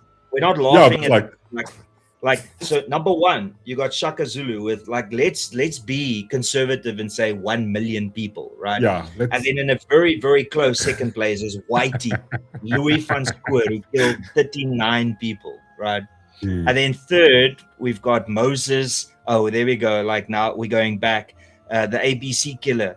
He killed 38 people. Or he's suspected up to 75 people. So he's actually technically in second place. So yeah, I mean, nice, right? What the fuck? It's a tie. What the fuck? It's a tie, man. Come on. Dude, that's madness. That's madness. I don't have words. I honestly don't have words. It's beyond the realm of like I don't know. How do you square that? Like, there's no way to square that, bro. There's just none. It's just this is the world we live in, bro. Say it, then then like the argument is always like, well, how can you prove it? And I'm like, well, people kept records. You know, they were missionaries here. Yeah. I mean, it was a missionary that recorded the killing of Piet Retief by Dungan. If it wasn't for that British, what did I just say? The term, what are they? Missionaries. Monk, missionaries. Whatever they called. With the monks, yeah. It is a monk. Like he recorded it because he could hear the screams, and then he could see in the distance like how they were setting them on fire also, and how they were killing them. And now when you use that argument, it's like, no, but I don't accept that because that is bullshit. It's not not true history. I'm like, okay, versus what have you? What do you have? What cave paintings should we refer to? Yeah, because my evidence is the written word from back then versus what do you have? No, I don't care. It's bullshit. They were lying. They were lying. Okay. So I mean, you're never going to win an argument like that. You're never ever going to win an argument. No, you can't. You can't. We either have to all agree to this is fact, or we're going to go no, and this is where we are. I mean, but again, it's like there's no comparison. Everybody. But this is the funny part about the whole Shaka Zulu history. They all agree to that history. All the Zulu people agree to that history that's what they happened. But then they go when we reference it, it goes, oh well, it's really not that big a number. But then they sort of brag about it. This is what he did. I don't know, man. RJ says, Ronaldo, your facts are white supremacist. Yeah. I mean, sorry about that. Sorry that what I'm referring to. But the point that I'm making is just that there is such bullshit when it comes to what is acceptable in this country and what is not, right? With the reason that we changed airport names from individuals' names like the Vervoerd Lughaven, right? Was, hey guys, we want to transition away from that. We're going to call it Joburg International. We're going to call it Cape Town International. We're going to call it Port Elizabeth. Brilliant, yeah. And then they go, oh, but Durban, we're going to call you Shaka Zulu, you know? Yeah. And it's like, wow, okay, so you went from a guy that like was the mastermind behind this evil system, apartheid. Yeah. And by the way, previously apartheid was listed. Like, so before I said people, I asked like who killed the most people in this country, and first was Shaka Zulu, and then second was apartheid era political violence, right? And then they say around 21,000 people from political violence. So for the last and listen, once again, my heart goes out to every single black person in this country that suffered under apartheid, right? But 100%. we have to put it into perspective, right? Yeah. For the last 32 years, non-stop, every fucking day, we've heard about the atrocities of apartheid. Whenever have you heard about the atrocities of Shaka Zulu and the Mfukane? When? No, never, bro. It's never. I mean, just again, we're talking about context, right? So in the entire, I mean, again, that thing, that stat you got there from apartheid, 21,000 in the span of how long? Do they mention what span that is? From 1948 to 1994. So over a period of 46 years. 46 years. Now compare that to what let's say the last 5 years. 25. Jeez, he was on a mission, that guy. So 25 years, and he kills between 1 and 2.5 million people. Apartheid lasted for 46 years, and it killed 21,000 people. I mean, wait, it gets better. Number 3. Post-apartheid violence and unrest, right? There we go. 27,000 people per year on average. Per year on average. Per year. So, in 40 in 1 year, more people are brutally murdered in this country than the entire 46-year existence of apartheid. Yeah, it's now try and square that. How is that? How can you make a logical? I don't have words. And then somehow the worst thing in everything is apartheid. I'm not saying that apartheid wasn't bad. I'm not going like, oh, we should. And this is the thing. As soon as we have this conversation, Ronaldo, you know what's going to happen? As soon as anybody, every single time you go, okay, wait, hold on. Let's compare like apartheid to what's happening today. Just the fact that we mentioned these statistics, we go, oh, well, you guys want to bring back apartheid? Like, no, we're going bad, worse. Let's not do either. Can we not find something can we not do any of this shit? Like what do you want the fuck? Like how? What? But I mean, that's also the thing, because if and I hear you. I mean, it's absurd. Like, so just because you tell people the facts that South Africa today has a higher unemployment rate than at the peak of apartheid, there are more race-based laws now than at the peak of apartheid, then you are an apartheid apologist. You want apartheid back? Apartheid, fuck the National Party, fuck Hendrik Verwoerd, fuck all of them. What I'm telling you is you must also then come and say, fuck Jacob Zuma and fuck all of these people that has caused the country. That's caused this pain and suffering that this country's going through. I mean, how old was I? I was 11 when apartheid ended.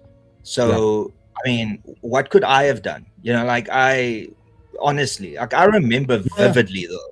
I remember, I think it was a year later, that I saw suddenly in my class were kids of other color, and I was like, wow, we've got more kids to play with. I remember that we immediately went, and they were like, I'll never ever forget this. So that one black kid, there were like 6 or 7 black kids, roughly, I can't remember. But there was one black kid that could play marbles, man. You know, hikey or peaky or whatever you call it, where you stand like a distance, and then the first one in the hole can throw at the other one, and then if they hit the marble, they keep the marble, right? This kid came and just like he taught us the game. We didn't even know this game. That oak would stand like, and then that thing would just land into that thing, and we were like, nah, Sipo, or whatever his name was, and then we would go like, damn, dude. So that's what we remember as a child. But now, same here, bro. Today, you and I and everybody we're evil, children during apartheid, we are now, you know, these apartheid apologists. It's like fuck off, dude. Like seriously. No, dude, I had the exact same thing. I think I was standard 2 or standard 3 when same thing happened, apartheid. And to me, I didn't even like as a kid, I didn't know, because our family, we had black and people of colored friends, our family friends. We'd spend Christmas. There was no thing. I remember back in the day, just before my parents supported the ANC, just because they were going, this is horseshit, right? Because they were a revolutionary party, they were going to change the thing. Not so much now. They're a revolutionary party. They're not a management party. But like, to me, it was this thing. I remember at school when that happened I was doing one kid. There was one kid going, oh, black people are coming to our school. And I'm going like, I didn't understand what the issue was. I didn't understand at the time. I didn't understand what his fear was. I didn't know where it was coming from. Like, to me, that was a foreign concept. I didn't know what that meant. It was like going like, I still ask my parents going, why is this one kid, he's scared of them? I was like, why is he? I didn't get it. My parents couldn't explain. I was too young. You know what I mean? But this is the one, because I have to go soon, but this is the last thing that I'll say on this topic, right? Is that even today, like when you go on X or when you go anywhere and you are considered like a right wing, then they always bring up the apartheid card and say, oh, you're just a racist, you missed apartheid and all of that, right? But now think about that quick. Now, like in today's day and age, you got a lot more younger people that are in parliament, and I would say the average age of a parliamentarian is like maybe 40, 45 right now on average. But back in apartheid, there was older people, you know. So let's be very, very conservative and say the age of an average member of parliament during apartheid was 50, right? Yeah. So, but let's not do 94 because apartheid ended before 94. Let's do 1990, right? So if you were 50 in the year 1990, which would be the average, right?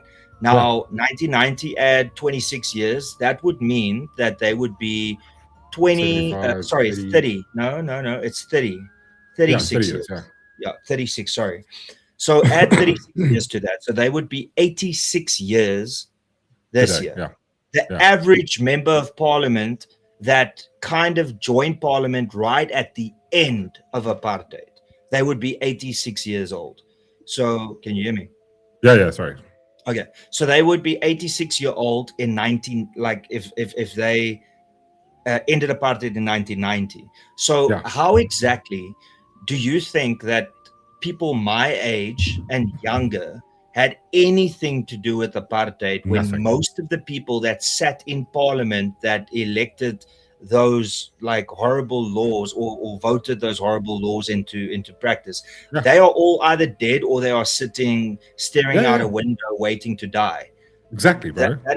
That's how old it is. But yet you would act like you would think that based on the way that they act that apartheid ended 5 years ago. Yeah, or like two fucking years ago, bro. But that's the thing. It's like I know that's the thing I get. I always get that you did this to my people. I mean, bro, what have I done to you? What did I steal from you? Where did I take your land? I don't own land. You need to give back the land. I'm going, what fucking land, bro? I didn't. And how subtle is that racism? You. It's white you, person. Always, bro, always. Imagine for a second if I, as a white guy, looked at a black guy and go, you killed one of my friends. You know, like that's the madness. Killed by a black person, it's like, oh, okay, it's all of you. Like that's would be insane. Rightfully classified as racist. But when a black person looks at a white person and says, "You racists," or "You whites," or you the colonizers, like, wow, okay. So, that's not racist. Yeah, no, that's not. I mean, that's justified, and you're allowed to do that. And the South African Human Rights Commission isn't going to come after you for saying shit like that. It's only when white people do that. That's the insanity of this. It's insane. Madness. Okay, this has been a fucking super interesting conversation. Your data gonna die. My data's gonna die. Well, yeah, apparently so. Like, I've just been dropping one-liners and listening, and obviously I'm on like my data works for the amount of words I'm saying. So just letting the chat know. I can't even hear what. That is exactly my point. Exactly my point. So I'm going to go. Good evening. Awesome, dude. Thank you so much. I think I'm going to end it here. Good evening, guys. No, thank you so much, Sean. Ronaldo, dude, much appreciate you coming on, bro. Really appreciate fucking coming on, spending the time. Also, dude, we must really do something. Like I remember we spoke about doing like a regular thing. Yeah, like I would like to host you and Whistler and Darshawn on my channel every second Thursday. What do the people in the chat think about that?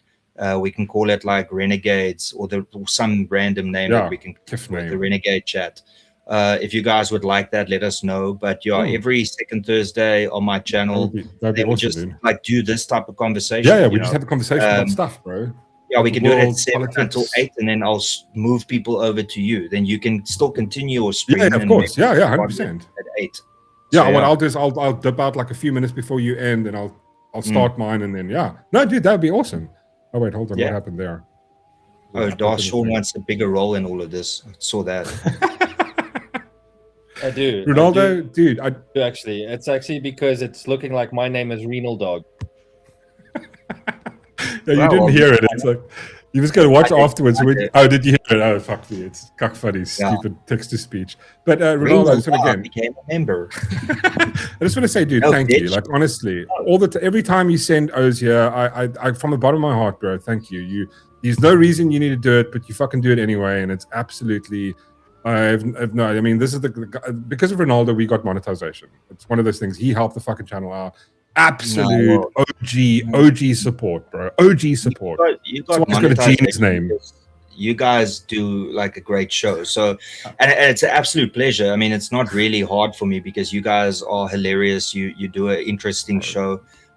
So keep up the great work. And for me, it's like it's nothing to do that. It's like the bare minimum. I really appreciate it, bro. But also thank you for supporting my channel. I mean, you gave a 100-something rand super chat tonight. Obviously, you know, I'm going through a salty crack period now, so I gave a little bit less. But thank you. No, but you don't have to. Honestly, like I really just the fact that you fucking send O's. That's my god, you guys like jerking each other off. Yeah, you get it. You both love each other. That's great.